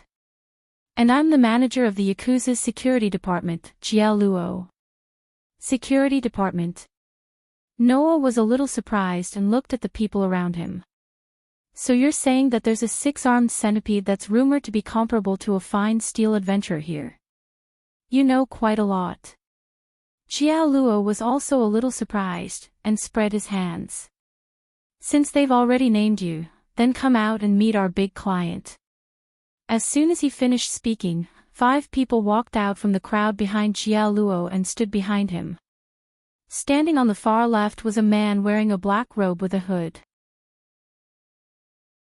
The lower hem of the robe was embroidered with a flame-like pattern with bright red threads. The face under the hood could not be seen, and there was not a trace of life on his body. He was a very strange person. "I'm Daiwanok." Beside the black-robed Yakuza was a woman wearing a thin silk robe, with gold rings on her wrists and ankles, and 6 scimitars hanging from her belt. "I'm Adeline." Standing next to the woman who called herself Astrian was a handsome man in a brocade robe with a vest and coat embroidered with gold thread, and a thin sword in his hand. "I'm Momvest." Standing beside the self-proclaimed Mambest was a warrior with a sword firmly sheathed in his scabbard, protected by a full-body armor without any decorations. "I'm Peshlian." As for the man who called himself Peshlian, on the rightmost side, there was a man with pale skin, sharp eyes, and thin cheeks. He looked like a bird of prey. "I'm Dune Lunt." The 5 people who reported their names stood behind Jialuo, making him look like an artist who was showing off his work that he was proud of. He spread his arms and laughed loudly. "Together with me and Jialuo, we are the strongest people in the Yakuza's security department's 6 arms." Following Jialuo's laughter, the other 5 people also raised their heads and puffed out their chests, obviously feeling proud. However, 6 Arms Group did not notice. In front, Noah's gaze swept across 6 Arms Group one by one. After a while, the corners of his mouth lifted slightly, and he muttered to himself. "I've searched high and low for it, only to find it by sheer luck." Noah did not expect that the strongest group of thugs in the Yakuza would actually send themselves to his doorstep. There was really nothing better than this. Therefore, Noah laughed, laughing very happily. That laughter made Jialuo's laughter stop abruptly. Slowly withdrawing the smile on his face, Jialuo looked at Noah. His eyes were like those of a fugitive, full of ruthlessness. "Kid, you've been tricked into coming here, and you can still laugh." "Why can't I laugh?" Noah shrugged and glanced at Stoffen. "If I really only found out now that I've been tricked, perhaps I would be very surprised." However, I'll have to trouble you to find someone with better means to trick me next time. Let that pig over there strut around in front of me. If it weren't for my patience, I would have laughed my lungs out long ago. You. What did you say? Stoffan's fat face instantly turned the color of a pig's liver due to his anger. You said I'm a pig. What? Don't tell me that people in this world don't have the habit of calling those who are so stupid that they have no bottom line as pigs. Noah laughed out loud. Moreover, not only is your brain as stupid as a pig, even the fat on your body is no different from a pig's. Then, if you're not a pig, what is a pig? You. Stoffan was so angry that his hand trembled as he pointed at Noah. Jialuo, on the other hand, stared at Noah and laughed coldly. So, you knew from the beginning that you've been tricked. I had no choice. Noah suddenly smiled.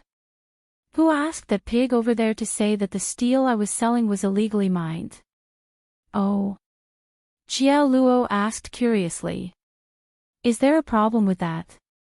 At first glance, there isn't a problem. After all, steel is indeed a very precious metal. No one would be able to obtain such a large amount of steel in one go. However, everyone knows this problem, including those merchants who bought steel from me. Noah looked at Jialuo.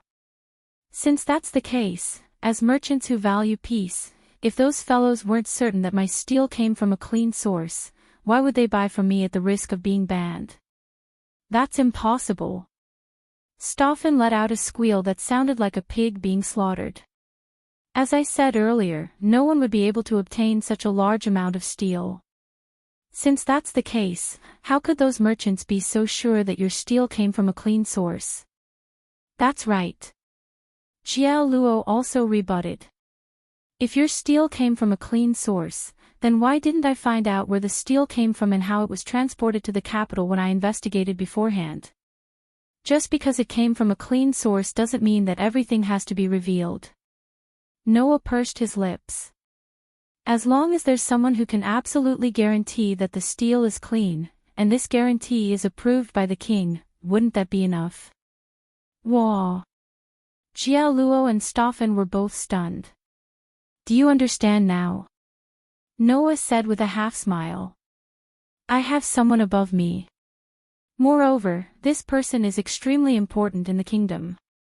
With him as my guarantor, those soldiers won't foolishly come to me and say that my things are unclean and that they need to be investigated. Unless... Noah looked at Stoffan, whose face had completely darkened, and said sarcastically. Unless that person didn't receive a report of an illegal transaction at all, and used this as an excuse to make me obedient for personal reasons. Stoffan's lips trembled. Evidently, Noah had hit the nail on the head. As for Jialuo, he started clapping. I see, we really didn't think of this. Saying this, Jialuo narrowed his eyes and looked at Noah with a cold gaze. Since you know that you've been deceived, you still dare to come along. What are you relying on? Noah didn't answer his question. What's your motive for bringing me here?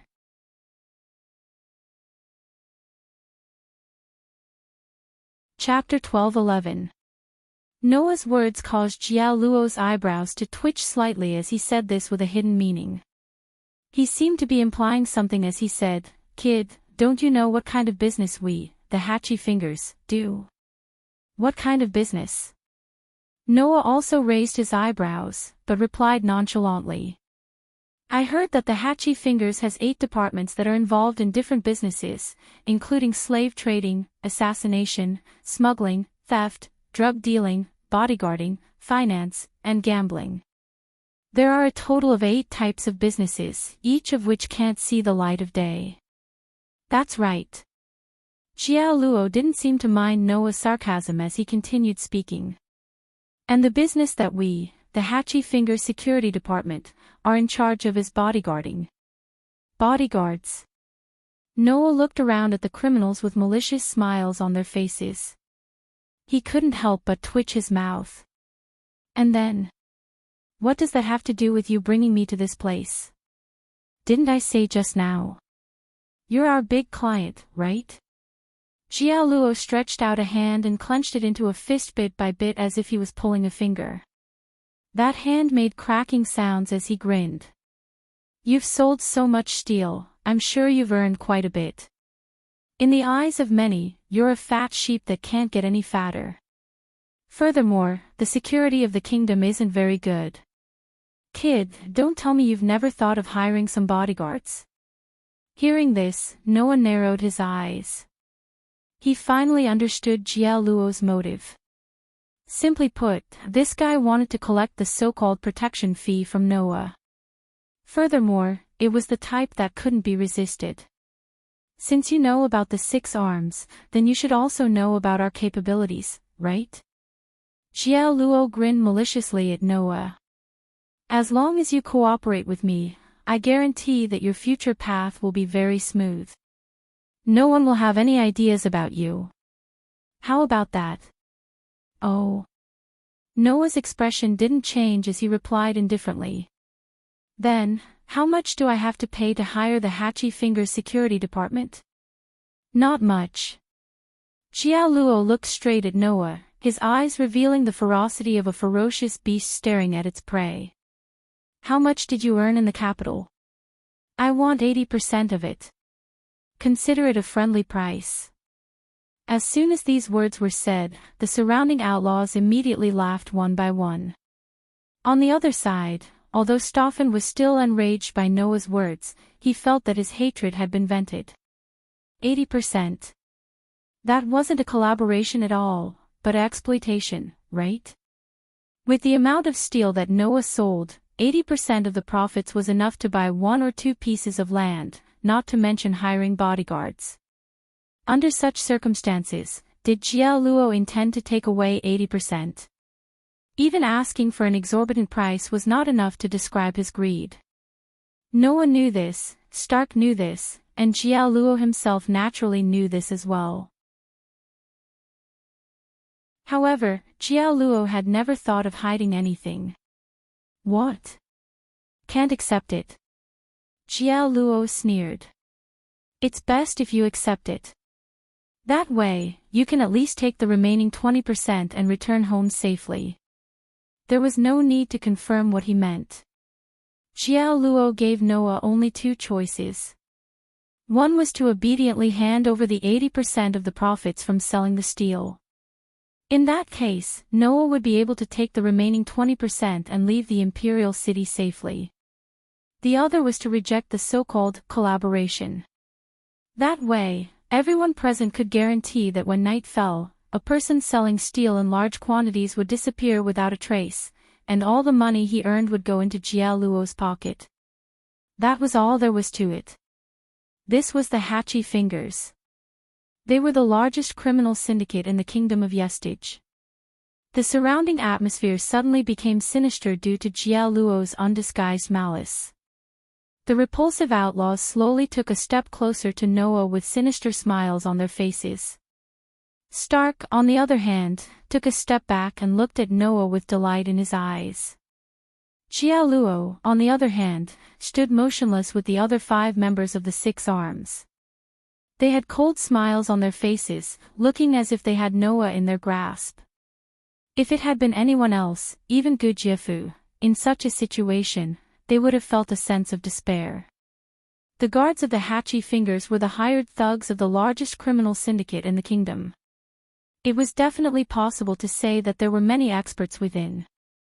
At least, there wasn't a single person in this courtyard who was below level 10. The weakest one was comparable to a silver-level adventurer. Furthermore, the 6 arms led by Luo were all existences comparable to the highest-level adventurers of the fine steel level. They were at least level 29. Even Gu Jiefu would have to bear a grudge against all the members of the 6 arms. In addition to the pawns around them, who wouldn't feel despair in the kingdom. Unfortunately, in the face of such a situation, Noah only looked at Luo in front of him. After a while, he finally sighed and said this. Ignorance is definitely not a mistake, but when ignorance reaches a certain level, even if it's not a mistake, it's so stupid that it's laughable. The cold smile on Jia Luo's face froze slightly. He slowly withdrew it, and a murderous look appeared in his eyes. Kid, are you courting death? Noah glanced at Jia Luo. Then, he suddenly smiled as if he had thought of something. Do you really want me to hire you as my bodyguards? Ha! Jia Luo's expression darkened, and there was some anger in his tone. We've already come to this point. What else do you want to say? I want to say that it's not impossible to hire you as my bodyguards, Noah said as he spread out his hands. However, you also said that the kingdom's security isn't good. Since I want to hire bodyguards, I don't need those incompetent idiots. So? Jia Luo was so angry that he laughed. Are you saying that we're all incompetent idiots in your eyes? Because of his fury, Jia Luo's body was already erupting with an extremely ferocious aura. He was like a terrifying beast, incomparably frightening. It wasn't just Jia Luo. Even the rest of the 6 arms people had faces full of anger, and their bodies more or less released an astonishing aura. However, in the face of that ferocious aura that was enough to make an ordinary person's legs go soft, Noah's expression was calm as he continued to speak. Whether we're incompetent idiots or not, we'll know once we give it a try. After saying that, Noah ignored the furious looks on Jia Luo's and the rest's faces and spoke indifferently without turning his head. Annabelle. Yes. Annabelle looked as if she had been waiting for Noah's call for a long time. She raised her head and walked in front of Noah with a frosty expression. Looking at the cold-faced Annabelle, the surrounding outlaws were startled at first, but soon after, their faces revealed an evil expression at the same time. That expression was simply as if they were looking at a delicious meal. Only Jia Luo looked at Noah with a gloomy expression and spoke in a deep voice. What exactly do you want? From Jia Luo's incomparably gloomy expression and extremely oppressive voice, it could be felt that this underworld leader was about to reach the limit of his patience. Unfortunately, Noah was still trampling on this limit. This is my follower. As for her name, there's no need to specifically say. Noah faintly smiled. As you can see, my safety is in Annabelle's charge.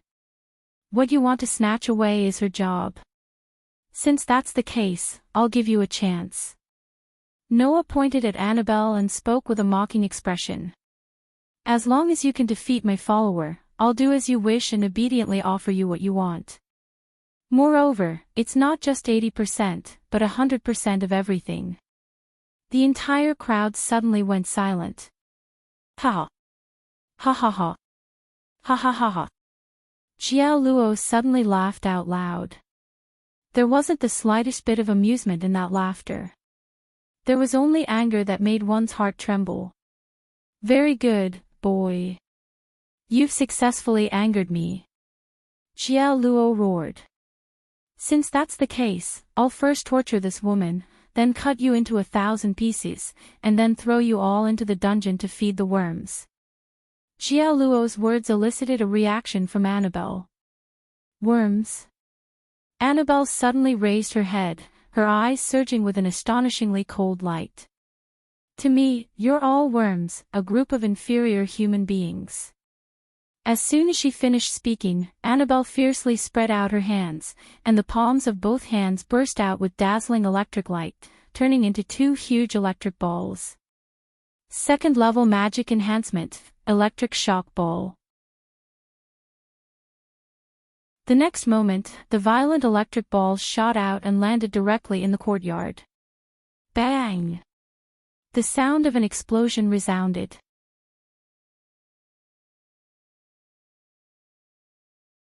Chapter 12:12. Pang! When the explosion that was mixed with violent electric currents shook the entire courtyard of the Hatchabunga Guard Department, the astonishing impact carried rioting electric sparks and spread out in all directions. Beep beep. At the center of the impact, violent electric arcs jumped back and forth like streaks of lightning, running back and forth in the space as if they were boiling. Ah! Those outlaws who didn't have time to react were all covered by the violent electric arcs that ran back and forth like lightning. Their bodies emitted a burnt smell as they let out mournful screams. Instantly, in the entire courtyard, those thugs from the Hakihoshu Guard Department, who were feared by everyone, were all roasted by the violent electric arcs. They fell to the ground one after another, never to get up again. Only the group of 6 arms, led by Jia-luo, reacted at the critical moment, and all of them retreated rapidly, avoiding the violent impact and electric currents that came head-on. Thus, when the violent shock waves and arcs of lightning that shook the entire courtyard gradually subsided and the surroundings regained its tranquility, apart from Jia-luo's group of 6 adventurers who could match the highest level of fine steel rank, the others all fell to the ground, their bodies twitching incessantly. Looking at this scene, Annabelle, who still had her hands spread open and some electric arcs flickering in her palms, spoke with contempt. "They're just like frogs." This sentence completely infuriated Jia-luo's group. This was especially so for the only female among the 6 arms called Odessa. When she saw the disdain on Annabelle's stunning beauty, the jealousy in her heart triggered a strong anger, causing Odessa to fiercely slap the scimitar at her waist. Following Estrian's action, the 6 scimitars hanging on her waist suddenly floated up on their own, as if there were 6 invisible people holding those scimitars. They extremely nimbly drew a perfect trajectory around Estrian's body and violently swept out. Shio shio shio shio shio. The scimitars that were flickering with a deadly cold light cut through the space, and with a sharp sound, they mercilessly slashed at Annabelle from 6 completely different directions. Seeing those scimitars mercilessly slashing at her, Annabelle just opened her red lips slightly. Shield wall. A flash of light rose from Annabelle's body, as if turning into an invisible mirror, enveloping Annabelle's whole body. Clang clang clang clang clang. With a sharp sound, the 6 scimitars slashed at the invisible mirror like flash one by one, causing a crisp sound of collision, and they were knocked away one by one. Seeing this scene, the expressions of the group of 6 arms, led by Jia-luo, changed. The spell called Shield Wall was a very common type of physical defense spell. However, common meant that it wasn't very special, and its rank was not very high. Very high. At the very least, a defensive magic of this rank should be easily broken by Edstelin's strength. However, Edstelin's attack didn't even cause the slightest bit of damage. What did that prove? It proved that Annabelle's strength was far beyond that of a magic of this rank, so she was able to allocate a large amount of mana to increase the defensive power of the shield wall. And to be able to so easily block the attack of Edstelin, one of the 6 arms, with a low-level magic, meant that Annabelle's strength wasn't inferior to Edstelin's. So that's how it is. Another person who can match a fine steel adventurer. Jia-luo's face was gloomy. This is what you're counting on. Jia-luo stared at Annabelle, and after adjusting his body slightly, he abruptly stomped his feet on the ground. With a loud bang, Jia-luo seemed to have turned into a ferocious beast, charging straight at Annabelle. Then let me show you who's the useless idiot. After saying that, Jia-luo was in midair, but he clenched his fist fiercely. The muscles on his arm bulged explosively, and even ferocious blue veins appeared. He suddenly punched at Annabelle.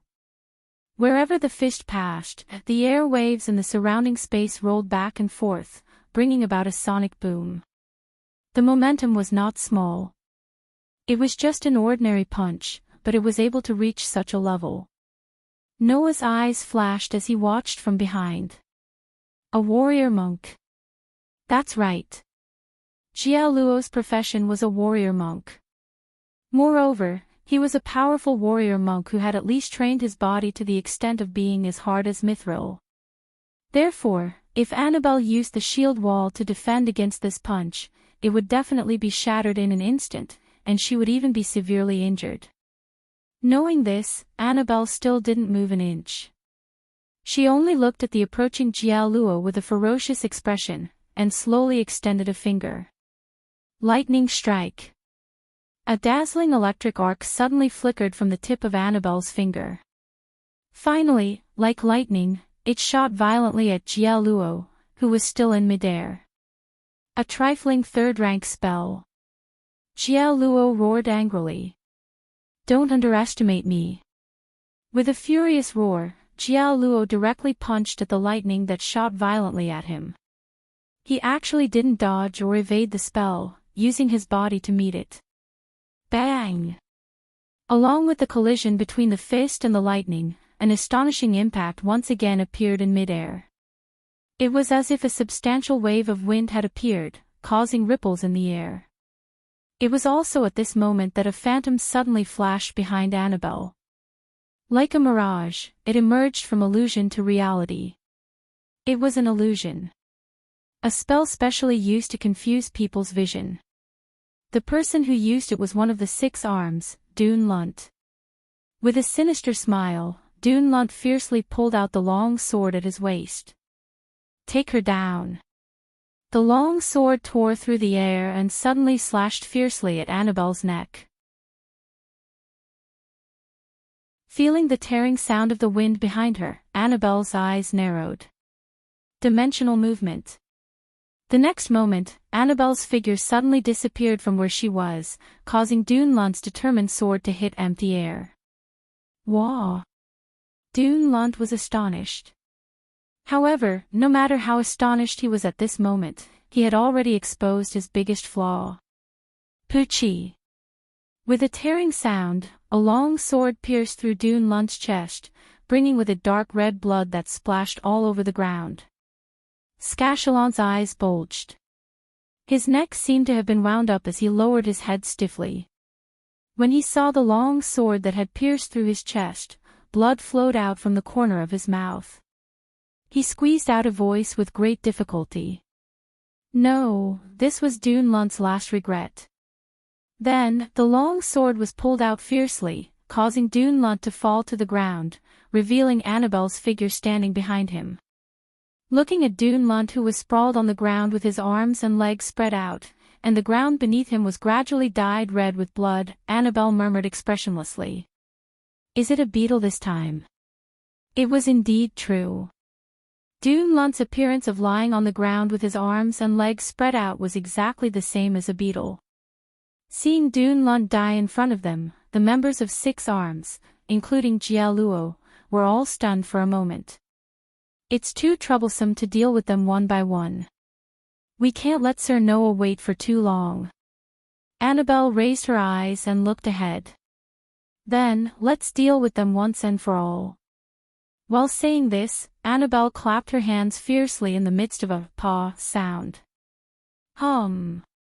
A burst of terrifying magic power burst out from Annabelle's body. Then, Annabelle slowly opened her palms. Beep, beep, beep. A white lightning arc like a flood dragon flickered between Annabelle's palms.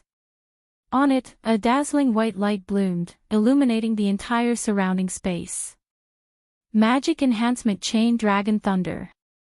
In the next instant, a white arc of lightning shot up into the sky from Annabelle's palm, hovering in the air. Soon after, like a dragon descending from the sky, it brought along a dazzling white light as it rubbed against the air, heavily landing at the position of the 6 arms members who couldn't react in time. Boom! A thunderous sound resounded through the sky.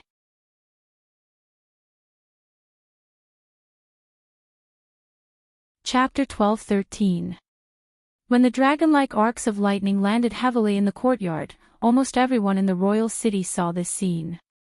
However, in the eyes of others, it was nothing more than a bolt of lightning.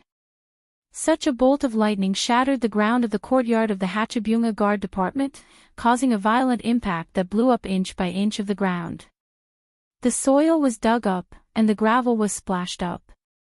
A large number of arcs of lightning were like crazy pythons, scurrying back and forth. The entire space was shrouded in dazzling lightning. No one knew how long this scene lasted. After a long time, when the dazzling white light that shrouded the entire space slowly faded away, the violent impact and crazy arcs of lightning that acted in the space also subsided little by little. The originally well-decorated courtyard had already changed its appearance greatly. A pit appeared on the ground. With Jia Luo as the leader, Dianok, Estrian, Mamvisht, Peshlian, and even Schlund, who was stabbed in the chest by Annabelle and died, were all lying in this pit. Occasionally, 1 or 2 electric currents would run through their bodies.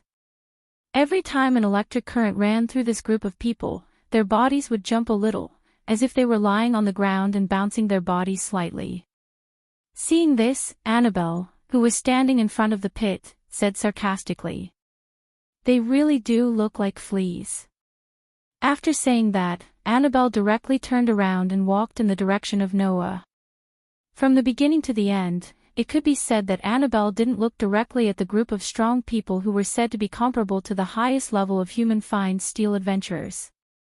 Under such circumstances, from the time Noah sent Annabelle to fight, to the time when the strongest fighters of the Hatchabunga Guard were all defeated, the whole process didn't even take 5 minutes. In just 5 minutes, even Gu Jifu, who had the title of the strongest warrior in the kingdom, and Sungqiang, who was also a fine steel adventurer, had to pay attention to 6 arms, but in Annabelle's hands, they were easily defeated. The reason was very simple. The magic that Annabelle used was called Chain Dragon Lightning, which was magic above the 7th rank. As for magic spells above the 7th level, that was a mythical realm that humans could not touch. Even if Jia Luo and his party were known as elite steel-tier adventurers, as long as they were humans, they could only nurse a grievance when faced with magic that humans were unable to touch. Even if there were 10 more fine steel adventurers, it would still be the same. He believed that if this matter was publicized, 99 out of 100 people would choose to laugh it off and think that it was just a rumor. The remaining one would only be skeptical, right? But for Annabelle, the person in question, this was nothing more than that. "My apologies, Lord Noah."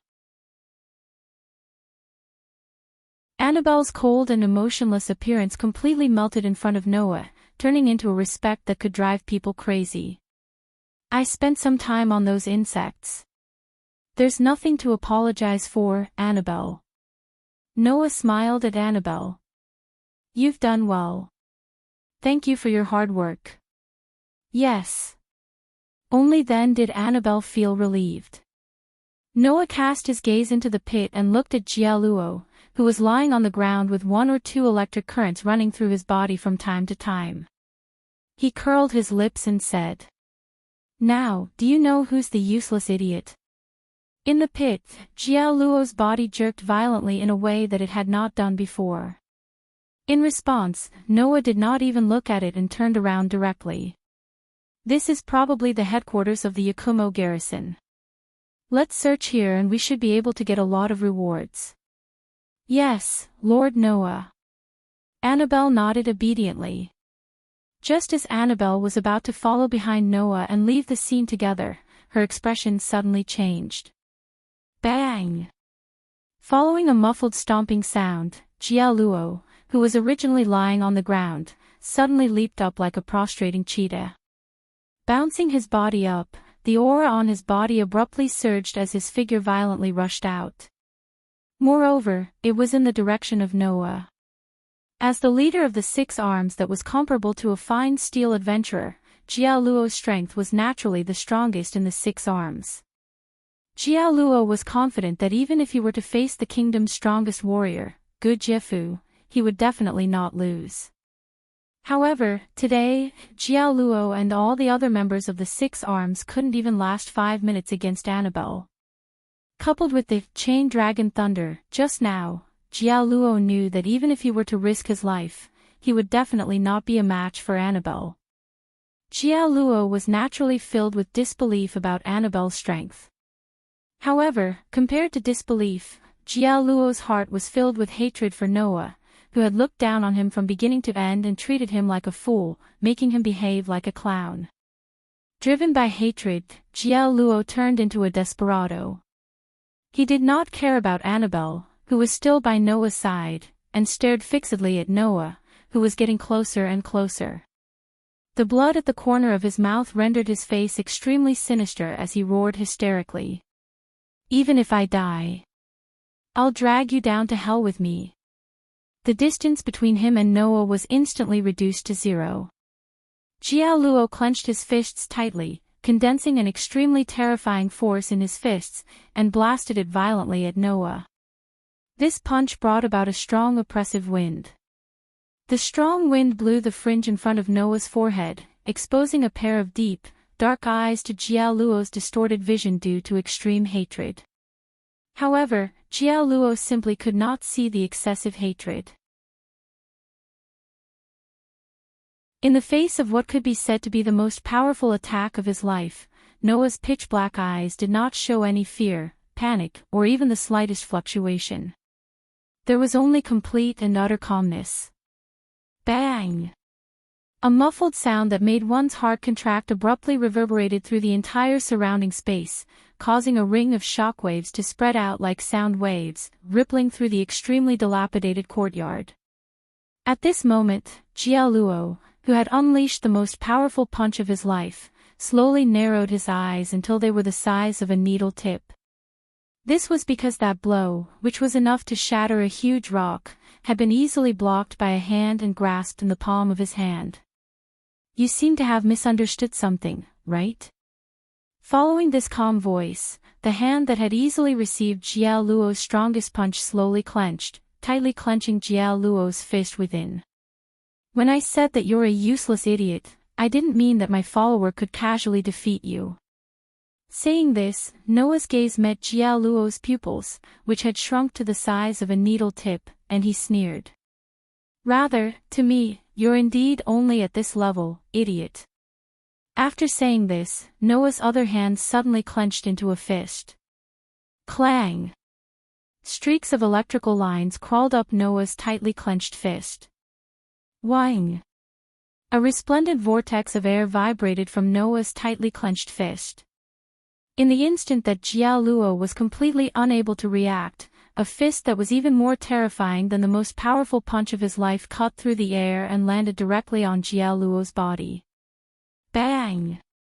Amidst the sound of an explosion, Jiao Luo's entire body exploded like an overinflated balloon under that terrifying punch, causing large amounts of blood, flesh, bones, and internal organs to splatter in all directions. Just one blow. Jiao Luo, whose strength was comparable to the kingdom's strongest warrior, Gu Jifu, died without a complete corpse. This was the power of Noah's punch that had reached LV4, and his all-around strength was at the stage of SSS. After being strengthened by enhanced magic, he used Annihilation Strike to display the power of Noah's punch. Ah! A blood-curdling scream rang out. That wasn't the voice of Jiao Luo, whose body was smashed to pieces. Instead, it was the voice of the guy who had luckily escaped Annabelle's purge and was still hiding. Only to see that behind the rockery in the courtyard, Stoffen was paralyzed on the ground, screaming miserably with a face full of horror. Recalling Stoffen's despicable behavior and the obscene look he had when he looked at her, Annabelle spoke in a low voice. "Lord Noah, how should we deal with that scarab?" Noah glanced at Staven, who was screaming in pain, and turned around. "As you like." Annabelle suddenly smiled. That was an extremely cruel smile like that of a demon.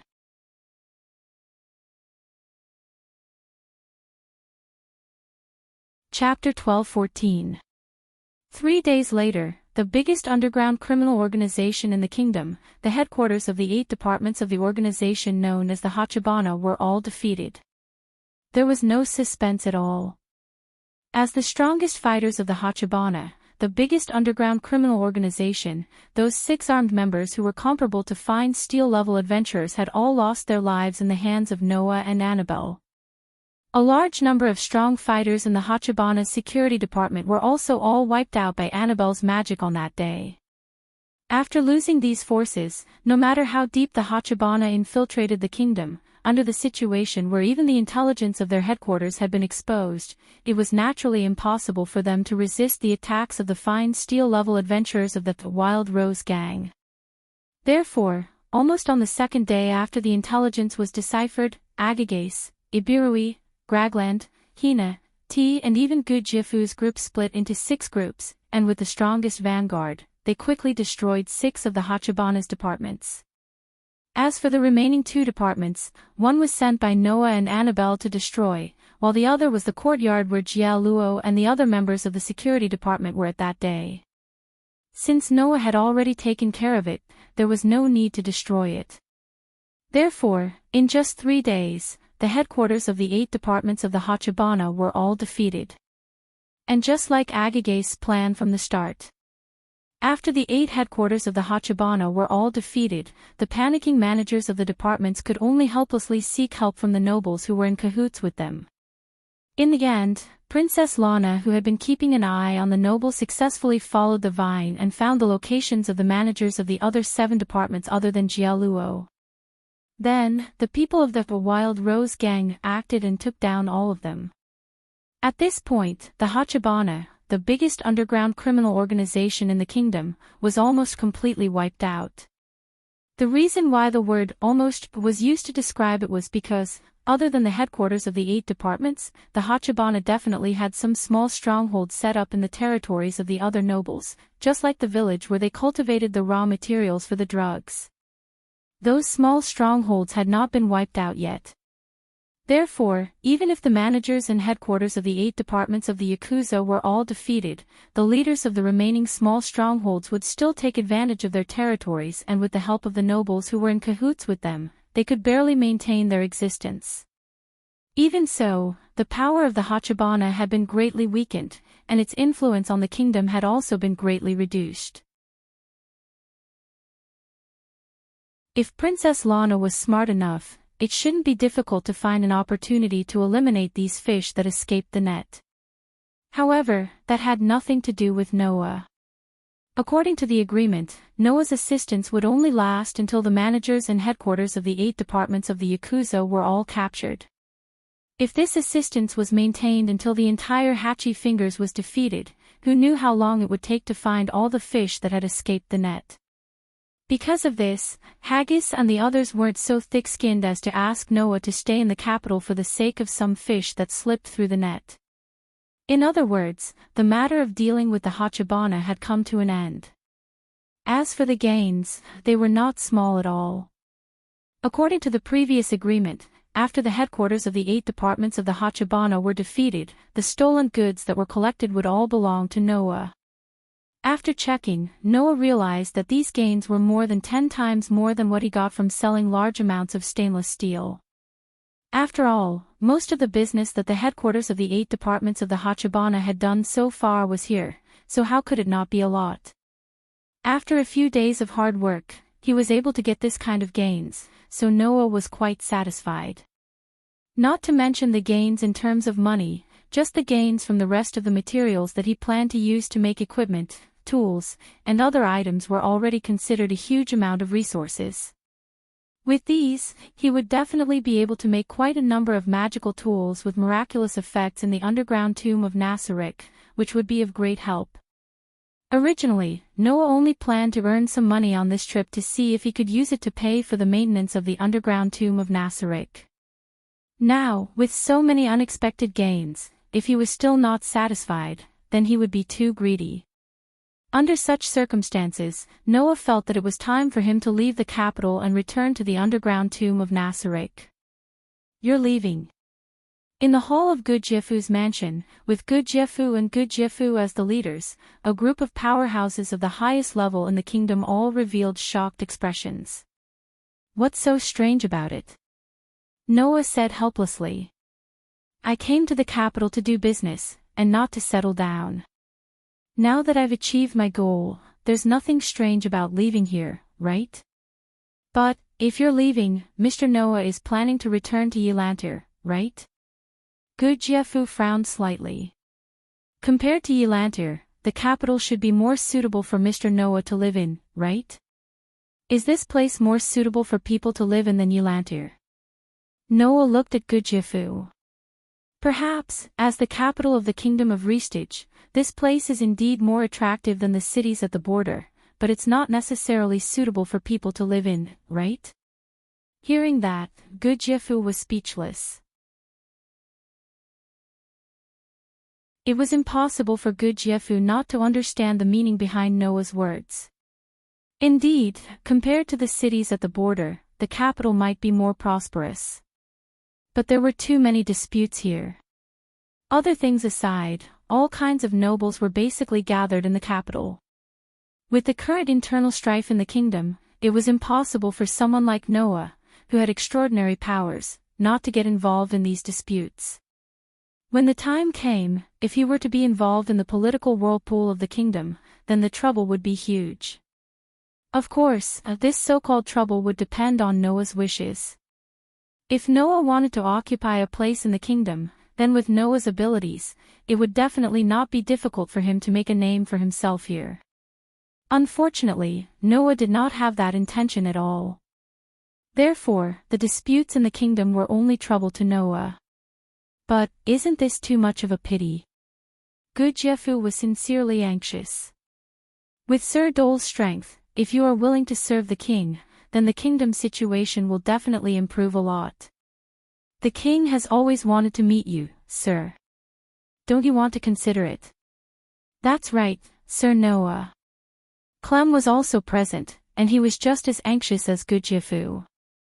Ever since Lady Lana heard about Sir Noah, she has always wanted to meet Sir Noah. Don't you want to consider it, Sir Noah? Gudjiafu and Clem's anxiety was not without reason. After interacting with each other for the past few days, everyone present had realized that Noah was unfathomable. At the very least, everyone present knew that Noah had power that surpassed everyone else, but no one knew where the limits of this power were. Even a level 50 super expert like Ibirui could not see the tip of the iceberg of Noah's true strength. Everyone found it hard to imagine just how strong Noah was. If this power could be used by the kingdom, then it would be an unprecedented help. Perhaps, the kingdom's internal and external troubles and the gradual corruption could be improved because of Noah's existence? Come to think of it, who wouldn't be anxious about Noah's departure as long as they truly cared about the kingdom? Not to mention Gudjiafu and Clem, even Hagrid tried to persuade him. Sir Noah, please reconsider. Alright, you guys don't need to say any more. Noah shook his head. I have my own home, and I need to return there. There are many people there that I need to take care of. I also need to take care of those troublesome fellows. I can't stay here. Noah's home made everyone speechless. At the same time, it also made Annabelle's expressionless face soften slightly. Because the home that Noah mentioned was undoubtedly the tomb under Nasarick, wasn't it? This time, Hagrid and the others had no choice but to give up. Just like that, Noah's plan to leave the royal city was put on the agenda. Night quietly fell. In the courtyard, Noah raised his head and looked at the bright full moon in the sky. His expression was more or less peaceful. No matter which world it is, the moon will be full sometimes. This sentence was heard by someone who happened to pass by. You say that as if you have been to other worlds. Noah's eyes flashed slightly.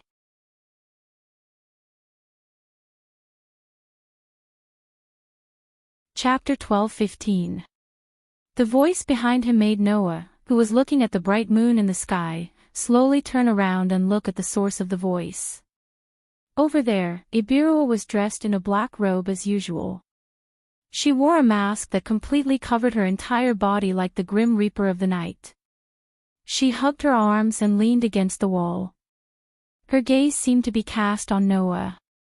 She just stared at Noah and said as she spoke. However, even if you really came from another world, I wouldn't be surprised at all.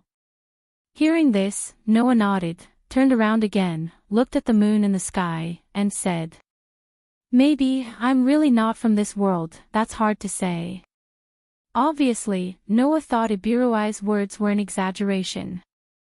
After all, for Ibirui, Noah's power was indeed beyond the reach of a human. Then, under such circumstances, it wasn't strange for Ibirui to say such a thing. In view of this, Noah followed Ibirui's words and half-jokingly told the truth. Noah didn't know this. What Ibirui said next was very important to Noah. Looking at Noah's back facing her, looking at the bright moon in the sky, his robe fluttering in the night wind, creating an exceptionally beautiful scene, Ibirui hesitated. After a while, Ibirui seemed to have made up her mind and finally asked such a question. Hey, you're not a god, are you? God? Noah turned his head and looked at Ibirui with some confusion. What is that? You don't know. Could it be that you are not a god? Ibirui asked thoughtfully. No, maybe even you don't know that you're a god, that's hard to say. Seeing that Ibirui had fallen into a state of soliloquy, Noah felt a little puzzled. Can you not say things that others don't understand? Just as Noah was about to say those words, an unexpected impact hit Noah with Ibirui's next sentence. Raising her youthful face that could be imagined even if she couldn't see it, Elbera looked straight at Noah. After a moment of consideration, she said so. Are you a player? Hearing this, Noah's eyes suddenly narrowed. He suddenly raised his head and looked at Ibirui. Just now, what did this vampire girl say? Players. It was indeed the players, wasn't it? Looking at Noah's sudden strong reaction, Ibirui's hands tightened little by little. Her voice was filled with an unimaginable uneasiness and solemnity. I knew it. You really are a player. I knew it. It's impossible for an ordinary human to possess such powerful strength. Unless you are a player from another world or a descendant who has inherited the bloodline of these players. A player from another world. Hearing Ibirui's words, Noah's eyes couldn't help but flicker. If it wasn't for the unstable emotions that caused his mana to go berserk when he was young, Noah would have cultivated a calmer state of mind in critical moments.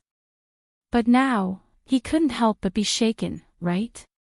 At this time, Noah only had one question in his mind.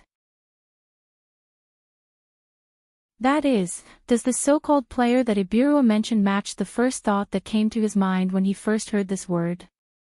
So, Noah took a deep breath, calmed down, and looked straight at Ibirui.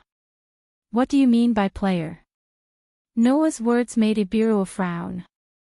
At this point, are you still going to hide it? There's something wrong with what you just said, Noah said calmly. First of all, I really don't know what you mean by player. Liar. Ibirui directly refuted. Your performance just now clearly shows that you know about the existence of players. Indeed, I know of a type of existence known as the players. Noah looked at Ibirui. But, I don't know if the players I know are the same as the players you know. Ibirui was a little surprised. Don't tell me you don't know about the existence of other players. Other players. Noah narrowed his eyes and shook his head. Impossible. If it's the type of player I know, then there shouldn't be any other similar existence in this world. Why did the two Menaseric transmigrate from the game Yggdrasil to this world? Because of the connection between the two worlds, the data in YGG-SELL, which should have been in the other world, flowed into this world, and in the process, completed the materialization. According to what Gaia and Alea said, before the two Menaseric transmigrated to this world, there was indeed a player from Yggdrasil that came with it. However, that player should have been intercepted by Gaia and Alea. Then, there shouldn't be a player from Yggdrasil in this world. Although that was what he said, the more Noah thought about it, the more he felt that something was wrong. Come to think of it, they were clearly two completely different worlds. Why did this world have so many similarities with YGG-SELL? In YGG-SELL, there were so-called professions. In this world, there were also so-called professions. In YGG-SELL, there was magic. In this world, there were many spells similar to YGG. Even the magical items from Yggdrasil had appeared in this world. For example, the magic sealing crystal that Noah obtained from the sunlight scripture Purgatory was a magic item from YGG. Why did these two completely different worlds have so many similarities? This was not a parallel world like Aslan or Idris, nor was it a world of different species like the world of humans and the world of elemental fairies. This was a world that was completely separated, two worlds that existed independently in the between the worlds. Logically speaking, there shouldn't be so many similarities between these two worlds, right? Could it be that in this world, there really were other players from YGG? Undoubtedly, Gaia and Alea said that there was only one player that could come to this world, and that player was also intercepted. What was going on? Looks like you really don't know about the existence of other players. Seeing Noah's distressed appearance, Ibiroa said thoughtfully. No wonder you didn't react when you heard about the legend of the 8 Desires King. Ibiroa's words woke Noah up. 8 Desires King. It had once possessed a great amount of divine power and had briefly dominated this world. No one knew where it had come from. Could it be? Noah looked at Ibiroa in shock. The 8 Desires King is a player. Ibiroa didn't answer Noah's question. Instead, she pondered for a while and suddenly said.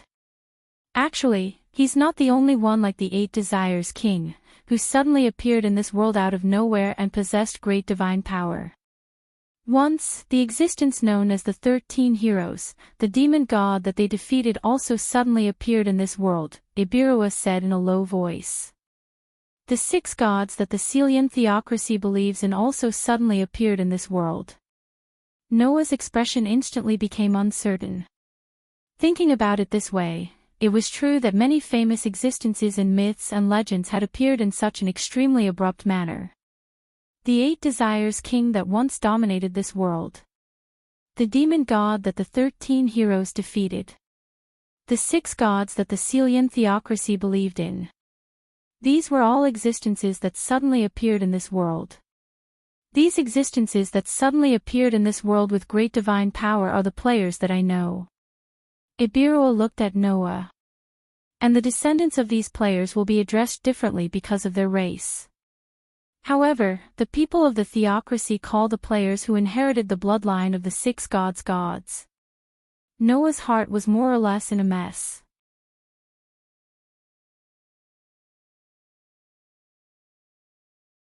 Chapter 12:16. From the information obtained from the Sunshine Scripture, Noah learned about the existence of the 6 great gods. It was said that they suddenly appeared in this world hundreds of years ago and were worshipped by the people of the Celian theocracy. From various rumors, Noah also learned about the existence of the 8 Desires King and the demon god. Legend had it that the 8 Desires King was a great existence of unknown origin. He suddenly appeared in this world and used his unparalleled power to temporarily dominate the entire world. As for the demon god, he was also a kind of evil person who suddenly appeared in this world and brought great disaster to this world. He was defeated by the existence of the 13 heroes. Whether it was the 6 great gods, the 8 Desires King, or the demon god, they were all characters that only existed in human myths and legends.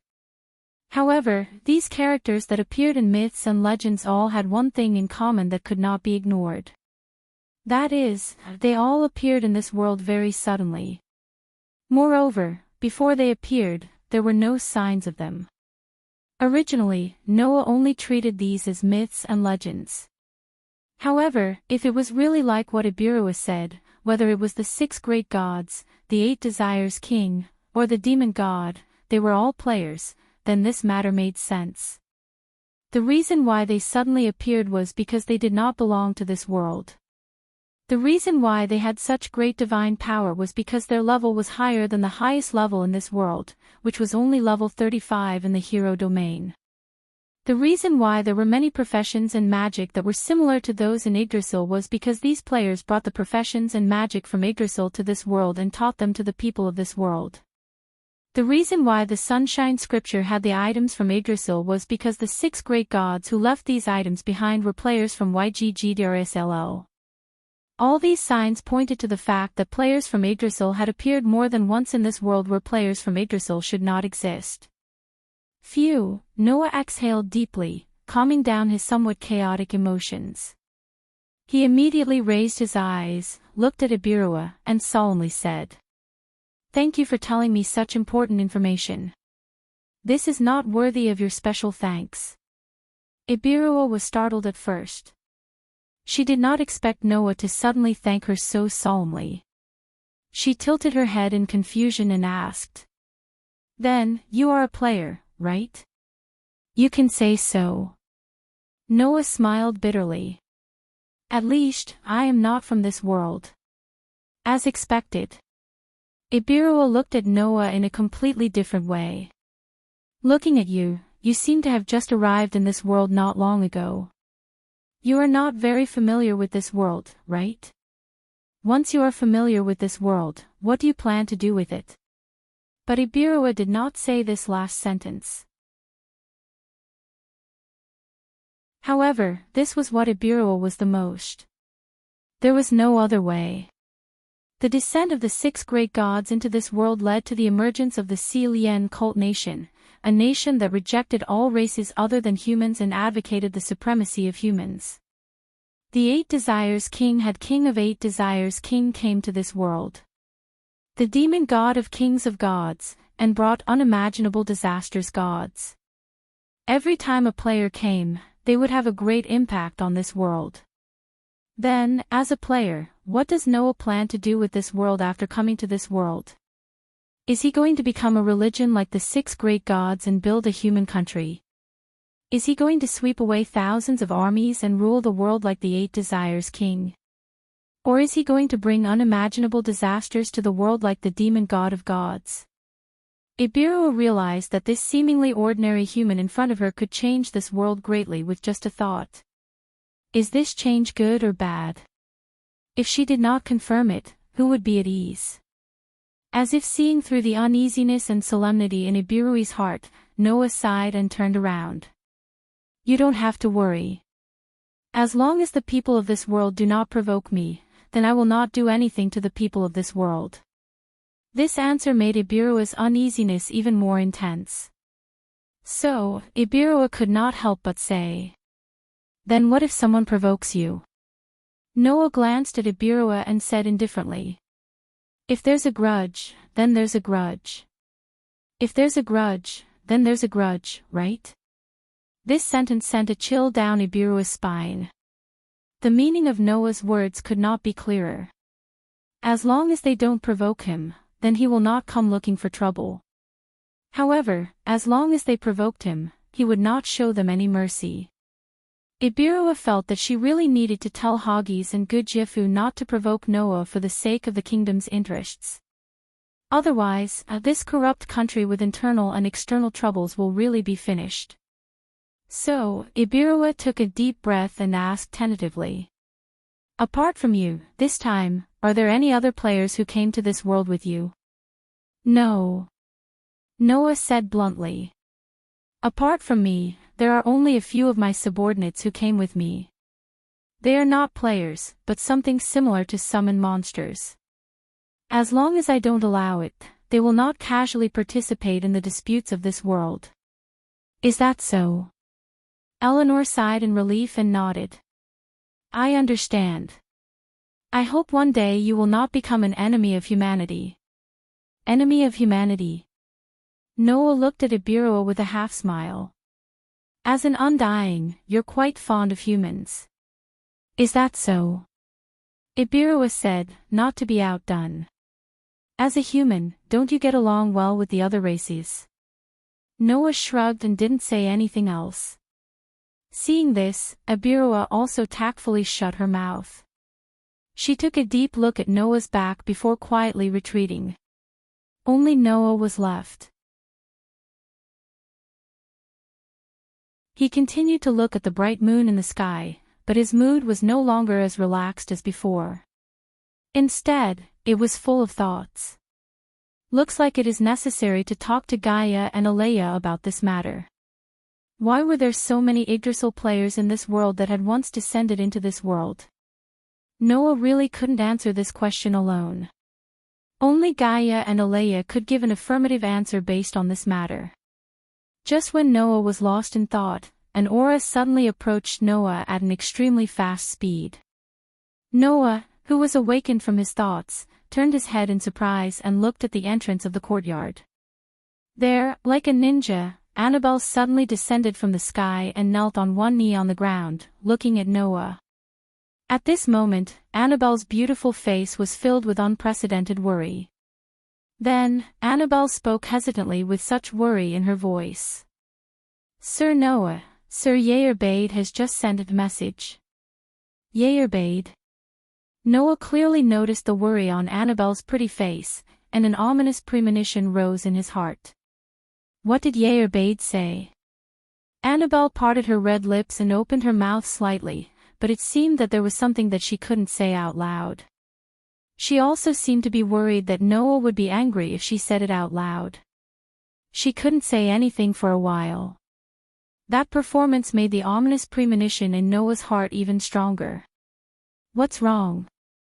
Noah looked at Annabelle closely. Is it something you can't tell me? Annabelle bit her lips, and after a long while, she finally spoke with some difficulty. Sir Zatia rebelled. Noah's face suddenly sank. Nasaric Underground Tomb, Basement 10. Noah, who used the ability of Anne's Ring of Respect to teleport back to the Nasaric Underground Tomb, opened the door of the room in front of the throne room that couldn't be directly teleported to, and walked out. Outside the door, led by Heartbade, Jan, Mare, Cossitz, Demiyugos, and other guardians were all present. Even Sebastian and the rest of the combat maids were here. Sir Noah. A group of NPCs in the Nasaric Underground Tomb all knelt on one knee and bowed their noblest heads to Noah.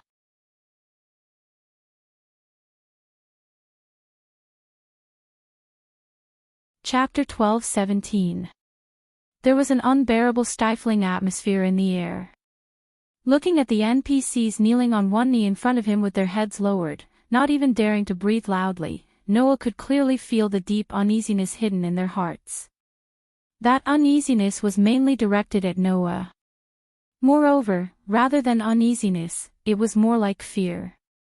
Of course, what the NPCs of the underground tomb were afraid of was not Noah, but whether or not Noah would be disappointed in them.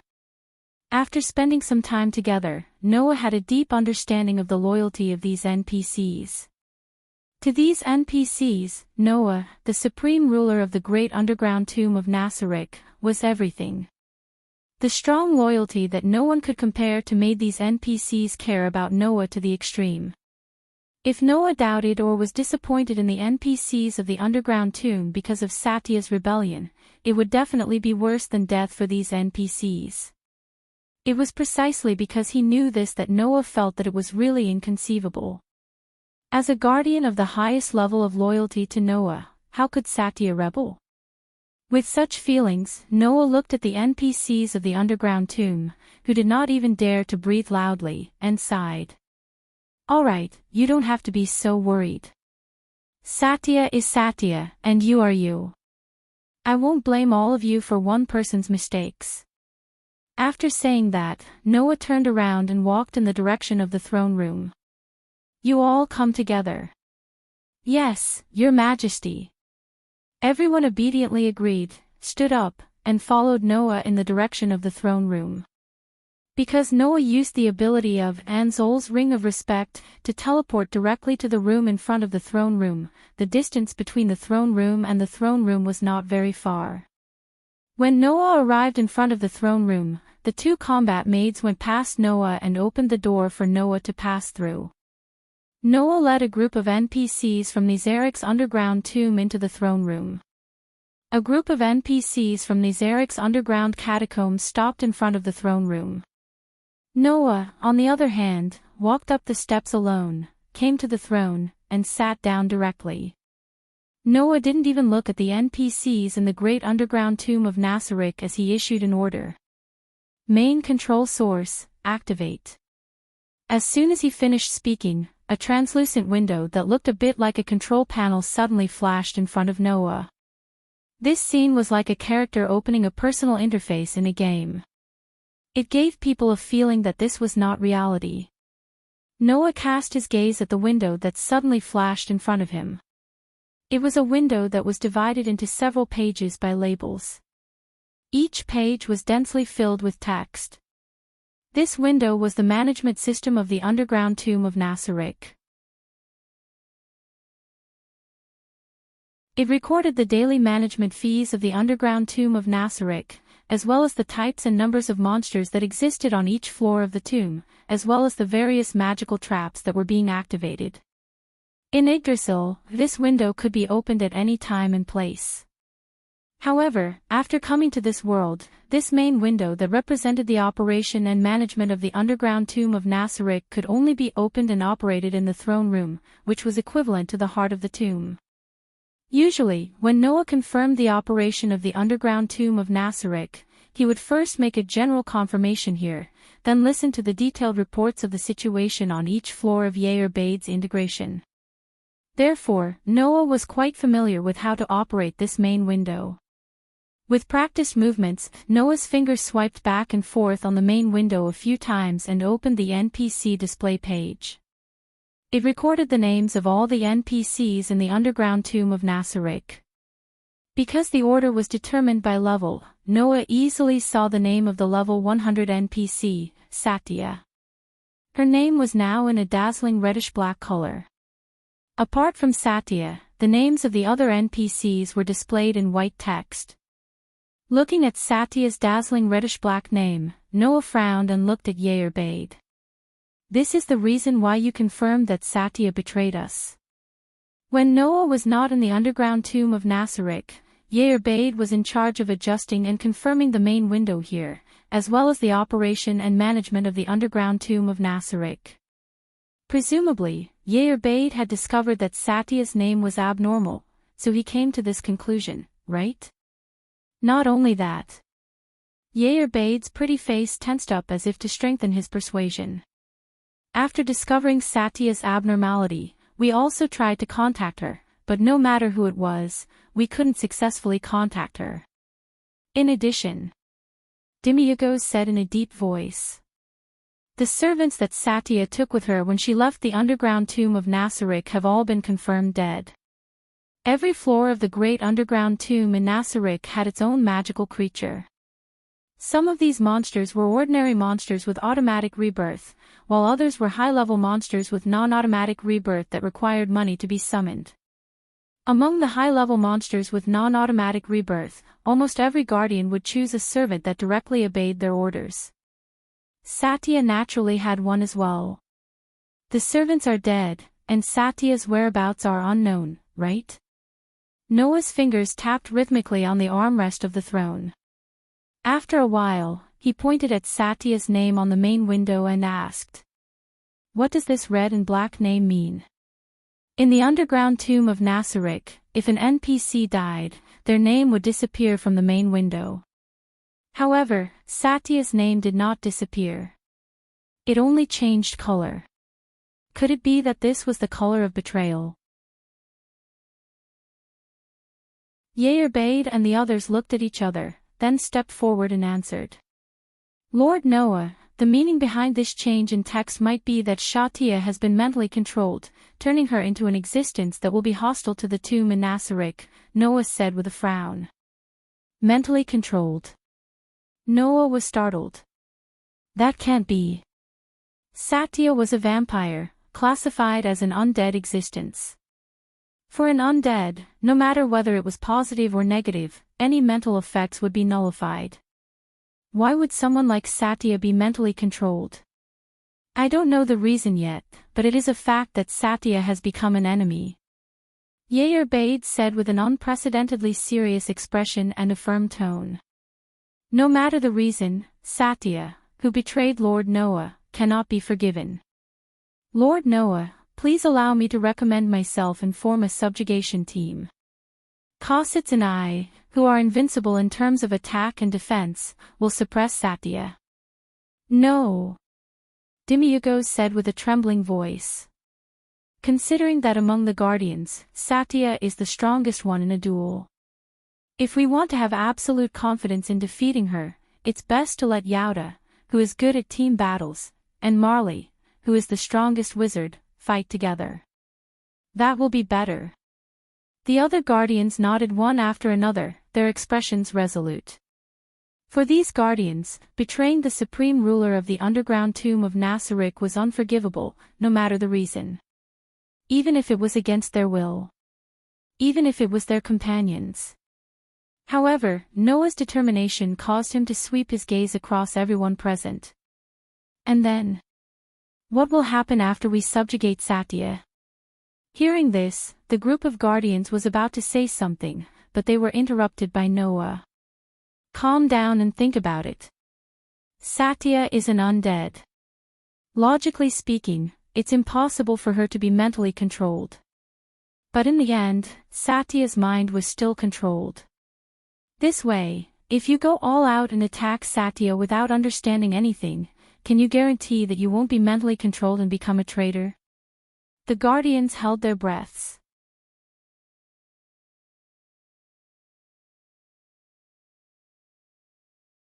Chapter 12:18. When it came to loyalty to the highest ruler of the Nasarick underground tomb, as long as one was a member of the Nasarick underground tomb, there was no one who couldn't hold their heads high and confidently tell everyone that they would never betray him. It was also because of this strong loyalty that everyone present was so angry at Satya's betrayal. Everyone, including Yair Abed and Demiurgos, felt that Satya's betrayal was trampling on this loyalty, right? For the NPCs of the Nasarick underground tomb who had the same loyalty, wasn't this unforgivable?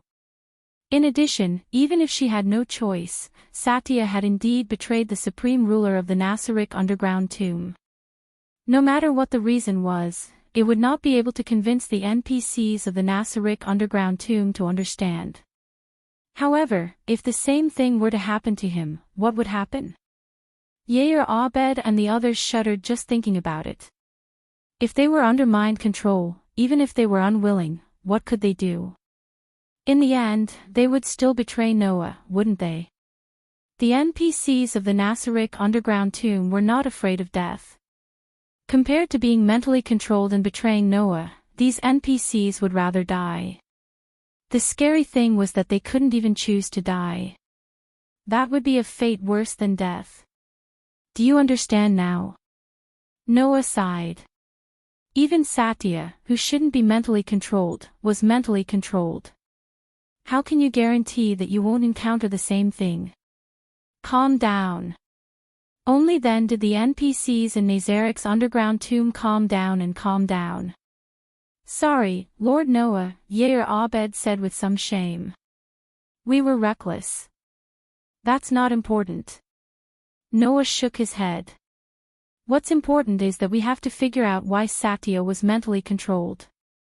Otherwise, your situation will become very dangerous. The NPCs of the Nasarick underground tomb nodded heavily. In Yggdrasil, mental control also existed. A mind-dominated character is, as the name suggests, a subject of servitude to the person using the mind domination until the mind domination is removed or the character dies. As an undying, be it positive or negative mental influence, it should not have any effect on Satya. However, there were exceptions to everything. Take Noah for example. His curse resistance could also repel all mysteries, whether beneficial or not, unless the mysteries could affect even the gods. However, through Noah's own use of mysteries, such as magic and magic, even if it did not affect God, it could still affect him. Noah wasn't the only one. Luohao, who was also a god slayer, was able to use Eastern divination. Yerek, known as the Black Prince, could also use magic. Many of the god slayers could even borrow the power of magic props that were activated by their own curse power to obtain mysterious help. Moreover, even if the external mysteries would be repelled by the God Slayer's curse resistance, if the mysteries were directly poured into the God Slayer's body, it would still be effective.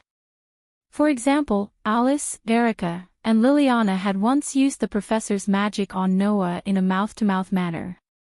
That was the best example. Thinking about it this way, the undying would not be mentally controlled. That might be a relative term. Then, the first thing to consider was under what circumstances could mind domination be effective on the undying Satya, who was at level 100. If they didn't figure this out, the NPCs in Nazarik's underground tomb would all be mentally controlled and betray them. If that happened, they wouldn't even have a place to cry. Yerbade, Noah said to Yerbade. Nothing abnormal happened to Shatia before she left Nazarik's tomb, right? No. Yerbade shook his head. At that time, Shatia was behaving normally. She didn't show any abnormalities. Then, Satya left the Nasarik underground tomb to carry out the mission I gave her to capture the people of the Celian theocracy, right? Noah asked again. What happened to that mission? It was not completed, Yerbade answered honestly. Satya suffered from mind control while carrying out her mission. Oh. Noah narrowed his eyes. In other words, the person who used mind domination on Satya is very likely a puppet of the Celian theocracy. Is that so? Yerbade frowned and hesitated for a moment before saying. Although it is a little rude to say this, Lord Noah, the strength of the humans in this world seems to be pitifully weak. It is hard to imagine that such a human could successfully use mind domination on an undying Satya, who is at level 100. Is that so? Noah suddenly laughed coldly. What if the god that the people of the Celian theocracy believe in is also a player? What? Yerbade was stunned. Not to mention Yerbade, even the rest of the NPCs were stunned on the spot. In such a situation, Noah closed his eyes. After a while, he suddenly opened his eyes and asked. He then asked, in Yggdrasil, if one wants to successfully use mind domination on an undying, what kind of item can do it? This. Yerbade's beautiful face changed a few times, and he whispered. If one wants to successfully use mind domination on an undying that shouldn't be affected by mind domination, the level of the item has to be at least legendary. But, Satya is not an ordinary undying, Demiurgos said. Satya is the true ancestor of the vampires, and the composition of her profession is quite strict. It specializes in strengthening her in combat. Among those professions, there are many special skills that can resist mind magic. In addition, Satya also carries an item to reduce the effects of abnormal statuses. In theory, it is impossible for her to be mind-dominated. At this point, Demiurgos seemed to have thought of something and muttered. Unless. Noah looked at Demiurgos. Unless it is a world-class item, right? Everyone suddenly fell silent. A world-class item. There were only 200 of them in the entire Yggdrasil. It could break the game's balance and could be said to be the ultimate item that broke the game's rules. The power of an item of this level could even be compared to an X-grade relic. If it was such an ultimate item in Yggdrasil that could even break the balance of the game, it was not impossible for Satya to be mentally controlled. But that's impossible, Demiurgos said in disbelief. In this world, other than the Supreme Being, is there anyone else who can have a world-class item? What's impossible about that? Noah was speechless. If the 6 great gods of the Celian cult nation were really players, then maybe they really could have left a world-class item for the people of that country. After all, the 6 great gods were also players of Yggdrasil, right? Although not everyone could have a world-class item, and there were only 200 of them in the entire Yggdrasil, it was not surprising that a player who was known as the 6 great gods would bring one into this world. Noah just did not expect that the people sent by the Lien cult nation to the vicinity of Khan village would be able to bring the most precious world-class item for a group of missing believers. If he could have gotten the information that the 6 great gods of the Lien cult nation were players in advance, Noah would not have rashly sent the NPCs in the underground tomb of Nasarek to capture them. Thinking of this, Noah took a deep breath and looked at Heartwarming. What about Satya's current location? It has been confirmed, Heartwarming replied immediately. She's near Khan village and hasn't left. Noah nodded, stood up, and walked down from the throne. Then, I'll go and see Satya. After that, Noah did not give the NPCs any time to react and walked out of the door. The group of NPCs was shocked as they hurriedly followed after him.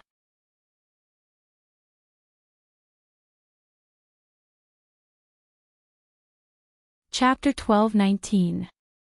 Not far from Khan village, there was an extremely vast open space. This was the place where Noah and Heartwarming had captured all of the scripture of sunlight from the Lien theocracy. At this moment, this extremely vast open space appeared to be in a rather sorry state. To be specific, in the center of the vast open space, there was a small area that seemed to have been burnt and had turned pitch black. And in this small charred area, stood a figure. It was a rather petite figure of a young girl with a beautiful face.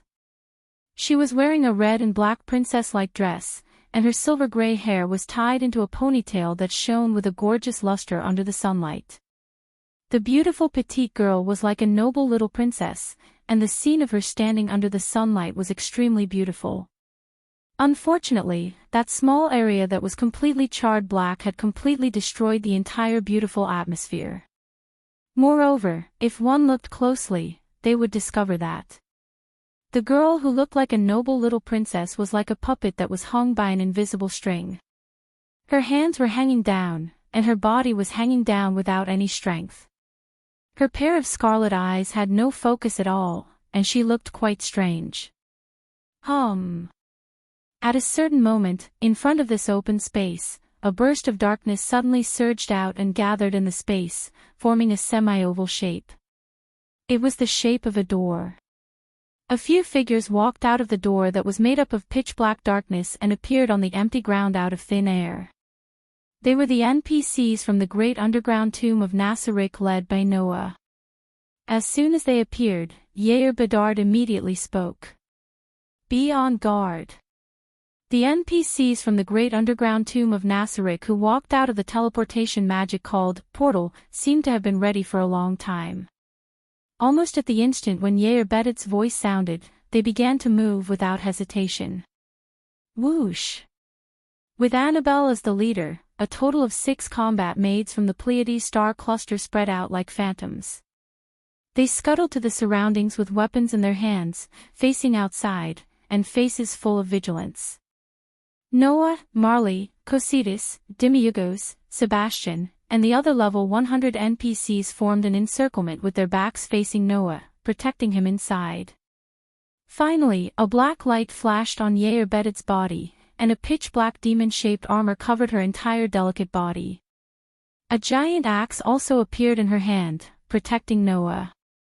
The 3 lines of defense protected Noah layer by layer, and it could be said that they were on guard to the extreme. Obviously, the NPCs from the great underground tomb of Nasarek were worried that there was a powerful enemy who could control Satya and harm Noah.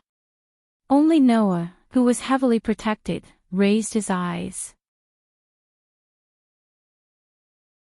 Satya, the guardian with the strongest solo ability in the great underground tomb of Nasarek, was hanging there like a marionette. This made Noah's mood extremely bad. It was as if Satya had lost her life and turned into a pure corpse. She did not react to any changes in her surroundings, and her scarlet eyes were empty and lifeless. She did not have any consciousness at all. Her behavior was telling everyone present that Satya had been controlled by Satya. Satya had indeed been controlled by her mind. However, Noah did not understand. Since those guys from the Siren Theocracy had used a world-class item to control Satya's mind, then why was Satya like this? After all, Satya was a level 100 super expert. Moreover, her professions were all focused on combat. In terms of combat power, she was stronger than many level 100 characters. In this world, an existence at Satya's level was like a natural disaster that could act on its own. Even if the 6 great gods of the Siren theocracy were players, they would at most be level 100. Even if they were stronger than Satya, they would not be much stronger. Considering Satya's combat strength, since they had her under control, it was unlikely that they would leave such a super fighter behind. In the game, characters who have been controlled by their minds will act according to the orders of the existence that controls them. Noah frowned. But Satya was directly thrown here as if she didn't receive any orders. Something must have happened before the other party gave the order, right? Heartwarming raised his conjecture to Noah while guarding his surroundings. Looking at the surrounding situation, Satya seems to have had a conflict with the enemy before she was controlled and fought. Considering that the other party has a world-class item, the strength of the humans in this world shouldn't surpass Satya's. It's very likely that before Satya's mind was completely controlled, Satya's last desperate counterattack might have defeated the ruler. That's possible. If Satya's final counterattack had killed her opponent before the Overlord gave the order, it would make sense that Satya had stayed here alone without receiving any orders. Noah turned his gaze to the ground around where Satya was standing. The area was charred black, proving that Satya had fought with the enemy before she became like this. However, there were no corpses around. It was obvious that Satya had more than one enemy. Even after killing the ruler, the other party's companions still retrieved the corpse and evacuated. They probably had no choice but to leave Satya here, right? In Satya's situation, if he ignored her, she would continue to stay like this. However, if he got too close, or if he attacked Satya, it was very likely that Satya would attack him. Unless he removed Satya's mental control state. At that moment, Noah took out a small silver sword from his waist. Closing his eyes, Noah held the silver dagger tightly and spoke softly. Aster, can you remove the mental control from Satya's body? As the highest level elven device and one of the strongest, even the 5 elven monarchs had to be wary of its power. Aster had a curse resistance ability that was even more illegal than the God Slayer.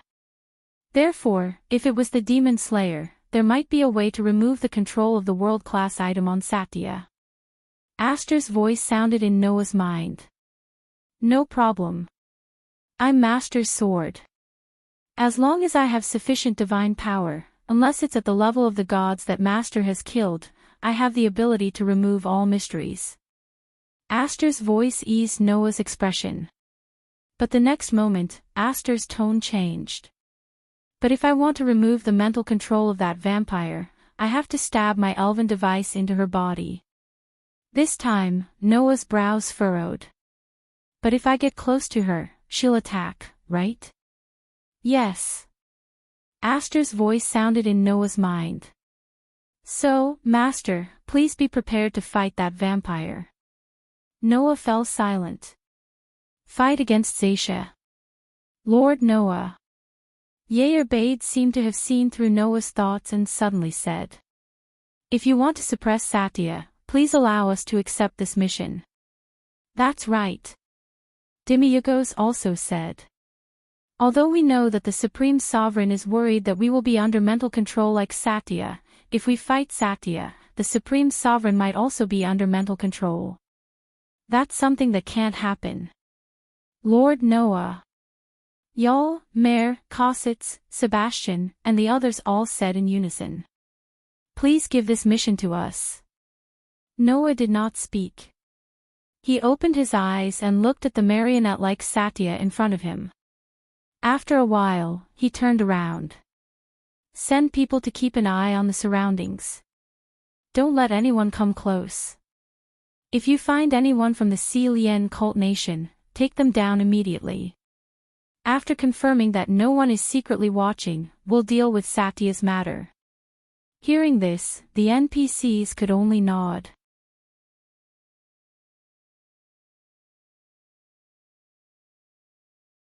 Chapter 1220.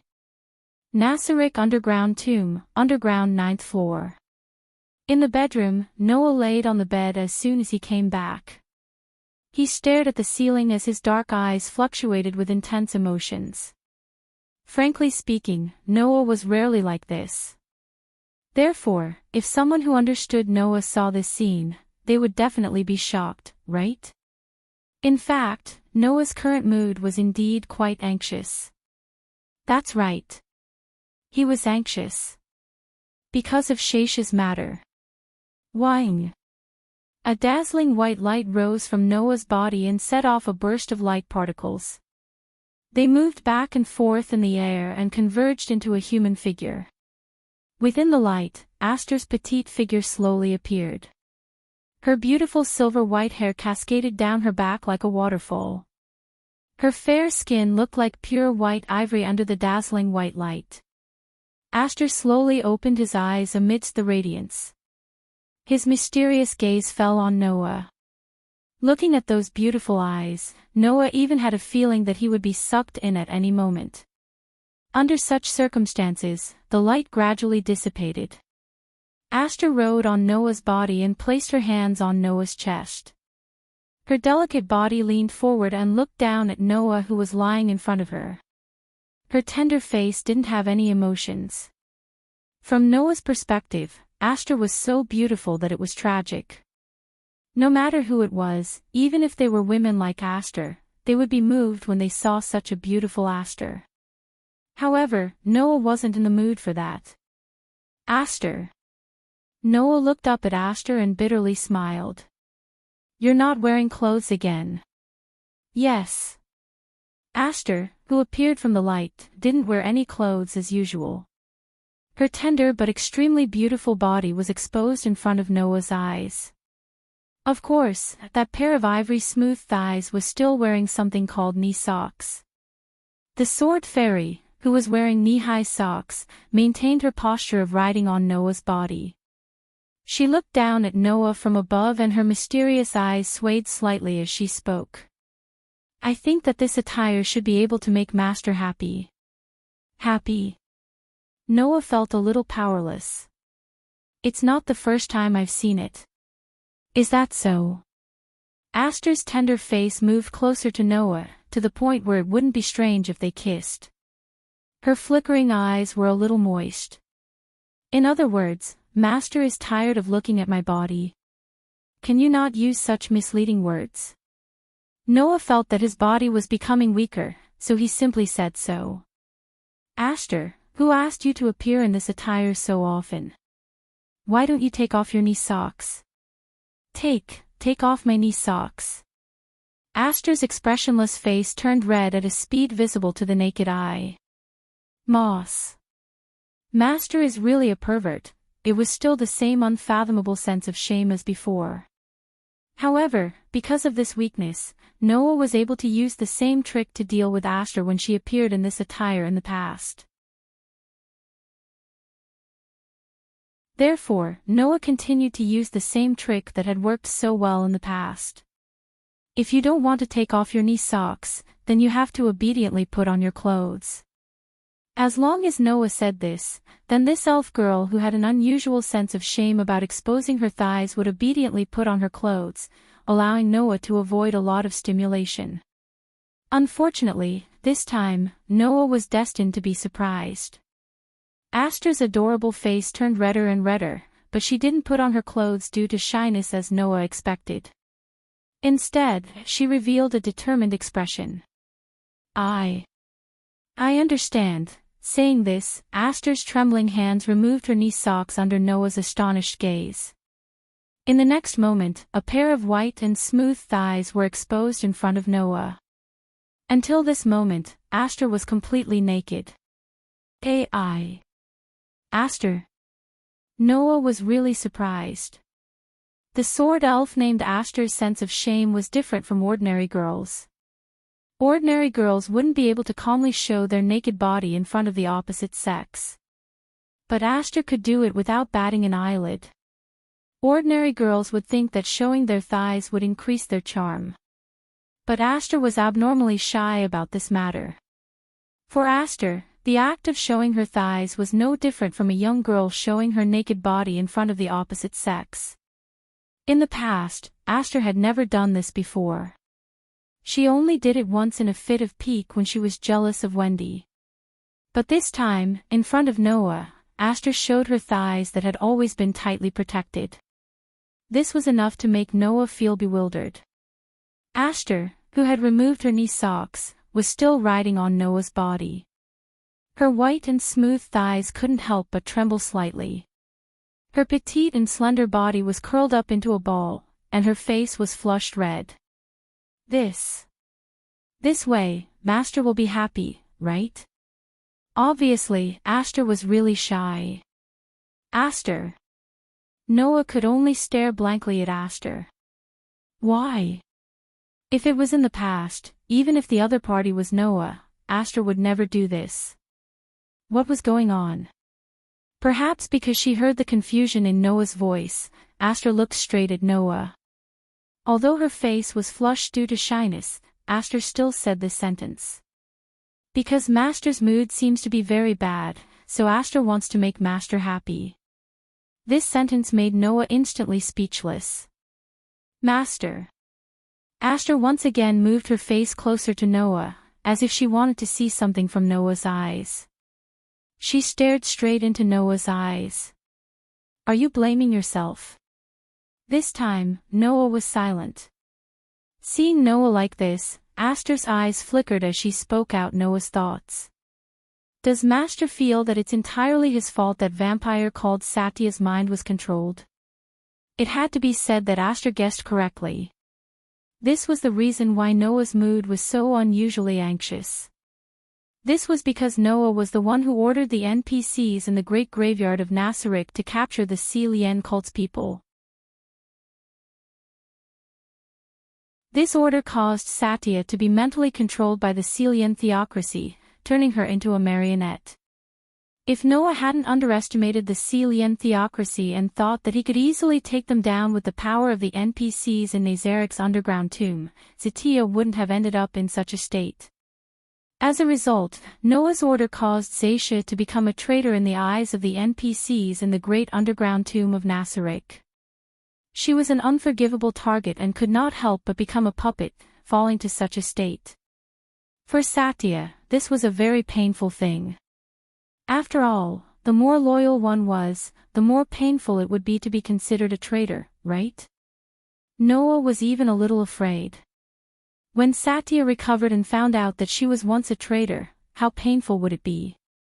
Not to mention, in order to let Satya recover, Noah had to fight with the innocent Satya because of his wrong order. Otherwise, he could only allow the NPCs in the great tomb of Nasarik to surround and kill Shadya. How could Noah be in a good mood? Master didn't do anything wrong, Aster said as he looked at Noah. Master didn't know that the 6 great gods of the Celian theocracy were players, nor did he know that the Celian theocracy had a world-class item. There's no reason to say that it was Master's fault when he gave such an order.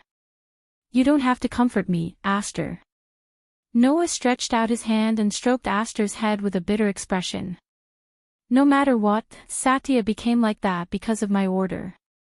It's not too much to say that I caused Satya to be hated by the rest of the people in the tomb.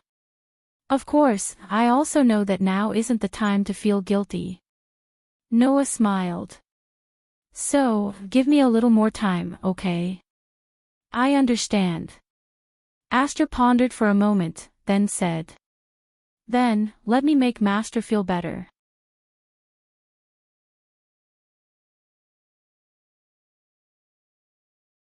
Chapter 12:21. Make me feel better. Aster's words made Noah more or less stunned. But before Noah could react, Aster, who was riding on Noah, suddenly lowered his body, closed his eyes, and lightly kissed Noah's lips. Chirp. With a soft sound, Aster's delicate lips parted. However, the touch of those soft lips lingered in Noah's heart for a long time. How is it? Aster continued to stare at Noah's eyes, his eyes filled with mystery. Can this make Master feel better? Hearing this, Noah snapped out of his daze and laughed bitterly. Where did you learn this trick? In the guild. Aster said. When Mira and Lisanna treat Master like this, Master's mood will become better. Is that so? Noah suddenly felt a little awkward. How come I don't know? But, Aster knows. Aster looked at Noah expressionlessly. And Aster knows that Master's mood is the best when you mate with Mira and Lisanna. Don't say things like that. Noah was shaken. I say, Aster, don't tell me you've been watching from the side all this time. Watching? Aster tilted his head. Are you referring to the process of Master mating with Mira and Lisanna? I told you, don't talk about mating. Noah's voice was a little louder than usual. Tell me the truth, Aster, have you been watching from the side all this time? That's not right, Master. Aster shook his head and looked at Noah. Aster didn't peek, he looked at it openly. The corners of Noah's mouth twitched slightly. If that was the case, then it wasn't wrong. After all, Aster had always been in the form of a dagger and was carried around by Noah. Even when Noah was having fun with Mira and Lisanna, Aster, who had transformed into a small sword, was left to the side. In other words, if Noah really did it under the eyes of this sword spirit girl, it would definitely lead the child astray. And it wasn't just once. Mira and Lisanna definitely can't know about this. If Mira and Lisanna were to find out about it, those two delicate fiancés would probably never allow Noah to hug them again before they got married, right? While Noah was feeling a little ashamed, Aster continued with his shocking words. If it can make Master's mood better, then, Aster will mate with Master too. Noah almost spat out a mouthful of blood. His expression was one of wonder. It was unknown how Aster understood Noah's expression, but the young sword spirit girl leaned over and kissed Noah's lips once more.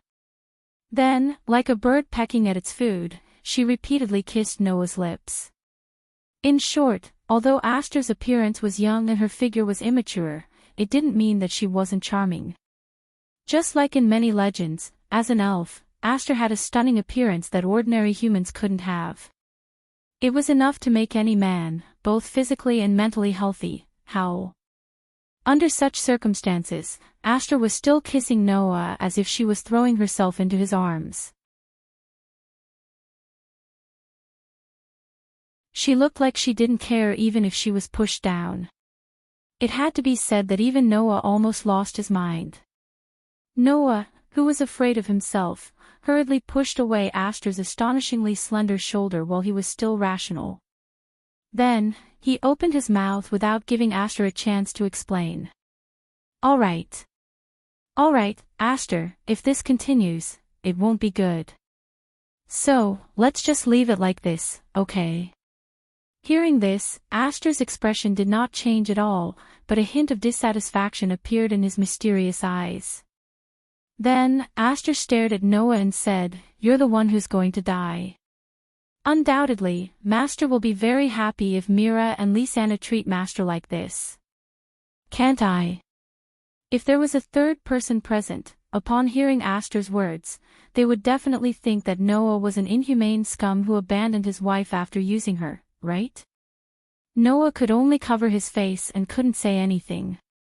Aster, you're still young, so you can't think about these things, okay?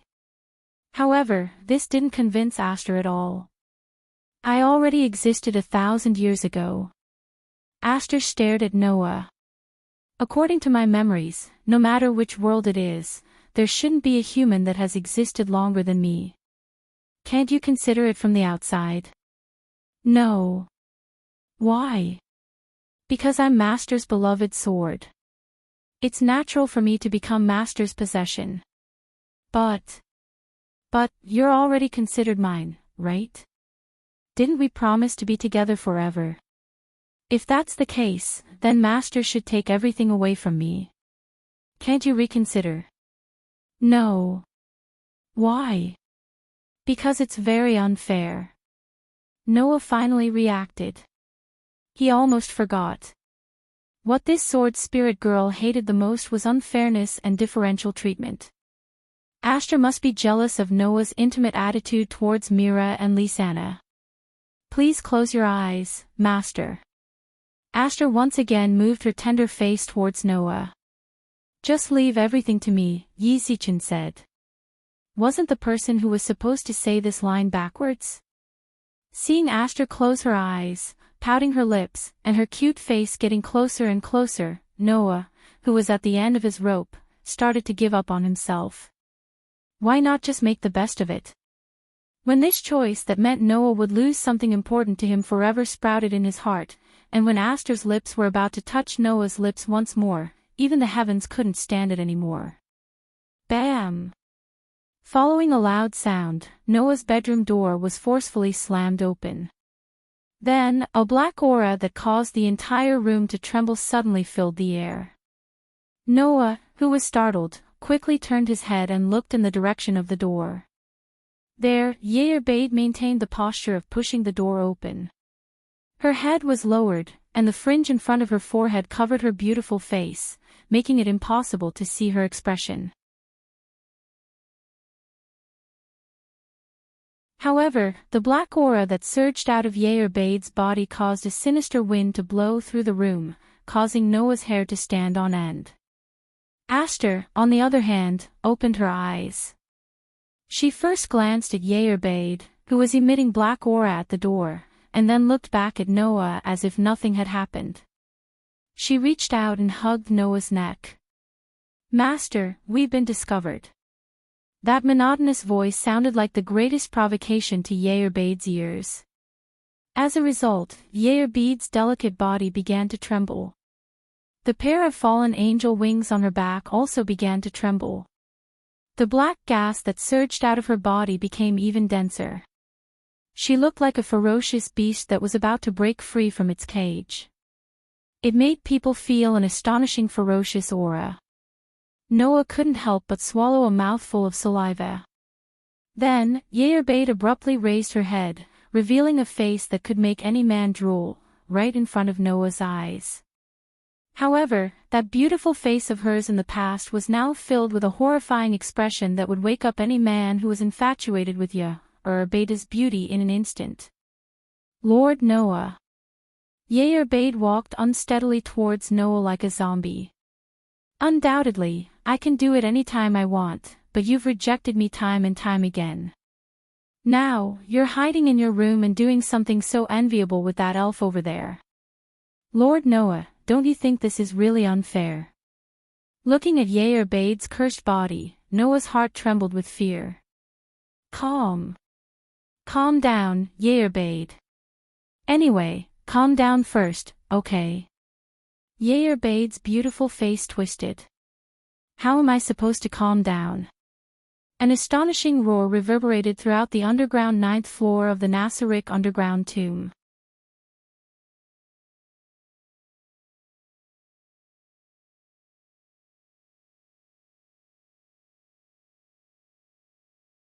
It didn't matter if they had intentionally left Shadia in the wilderness to ambush her, or if they had been killed by Shadia's desperate counterattack and had lost the ability to control her, the Syrian theocracy who had left Shadia in the wilderness would definitely keep an eye on her. Even the members of the sacred scripture of Sunshine, who were supposed to be his companions, were under the surveillance of the Syrian theocracy, let alone an actual enemy like Zaisha. However, the Syrian theocracy's surveillance shouldn't have existed since the beginning, right? Noah knocked on the table in front of him. When I went to Satia's side, I didn't feel like I was being watched. That's not the case, Lord Noah. After we discovered Satia's abnormality, we sent troops to investigate. At that time, we had already discovered that a third party was using intelligence magic to monitor Zatia, Demiurgo said.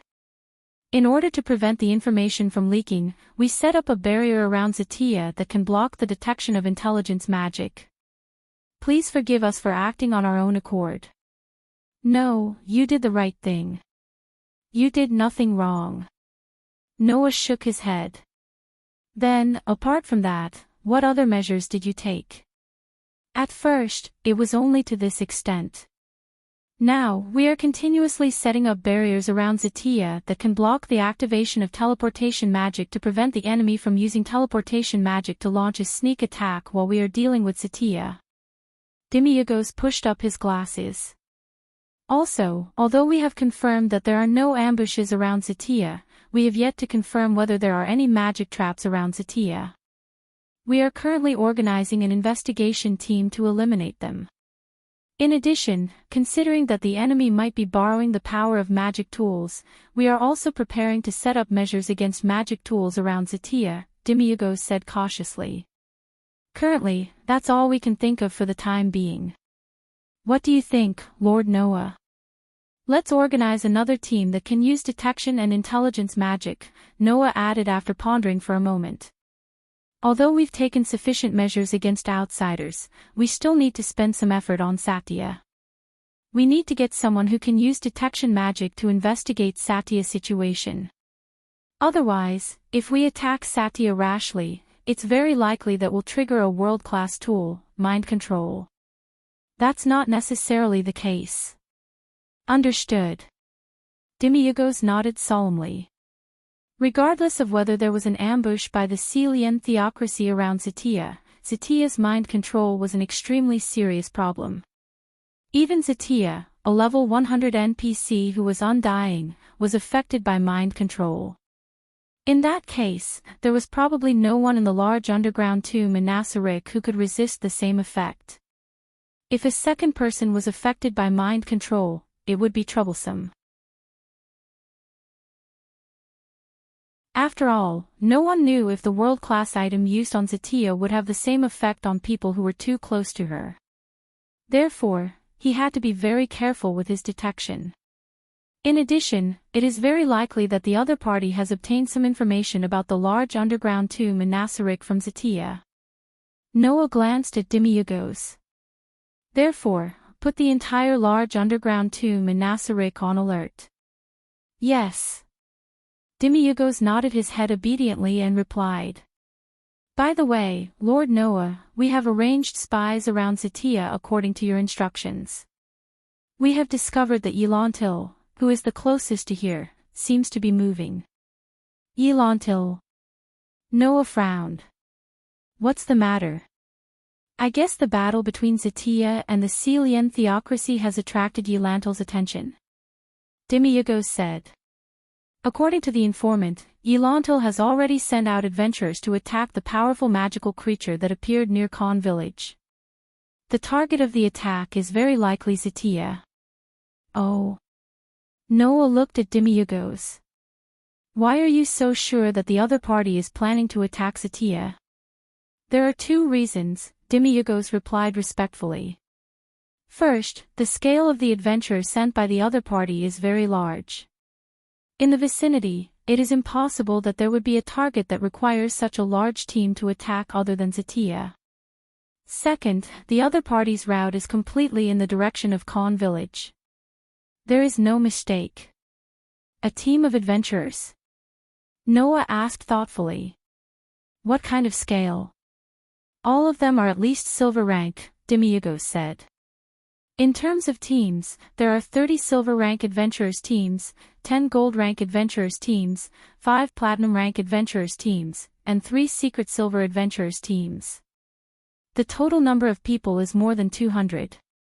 This scale is indeed not used to attack ordinary magical creatures. Noah smacked his lips. Really, one wave after another. After saying that, Noah stood up and glanced in the direction of the corner as he spoke helplessly. He helplessly said, Yerbade, how long are you going to maintain that appearance? Yerbade, who was curled up in the corner like a child with his back facing them, turned his head slightly. His beautiful face was filled with tears. Obviously, Yerbade was still concerned about the matter between Noah and Aster. At that moment, Noah sighed and walked in the direction of the door. Yerbade, if you plan to continue like that, then I won't bring you out." Hearing that, Yerbade jumped up as if he was flying. While flapping the wings on his back, he chased after Noah. Seeing this, Demiurgos hurriedly followed. You're tuning into the LoveLore Library YouTube channel. We're so grateful for your support, and don't forget to subscribe to join us on this incredible journey through captivating stories.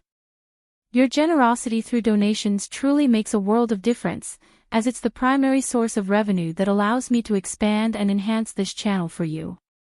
Thank you from the bottom of my heart for being a part of this adventure.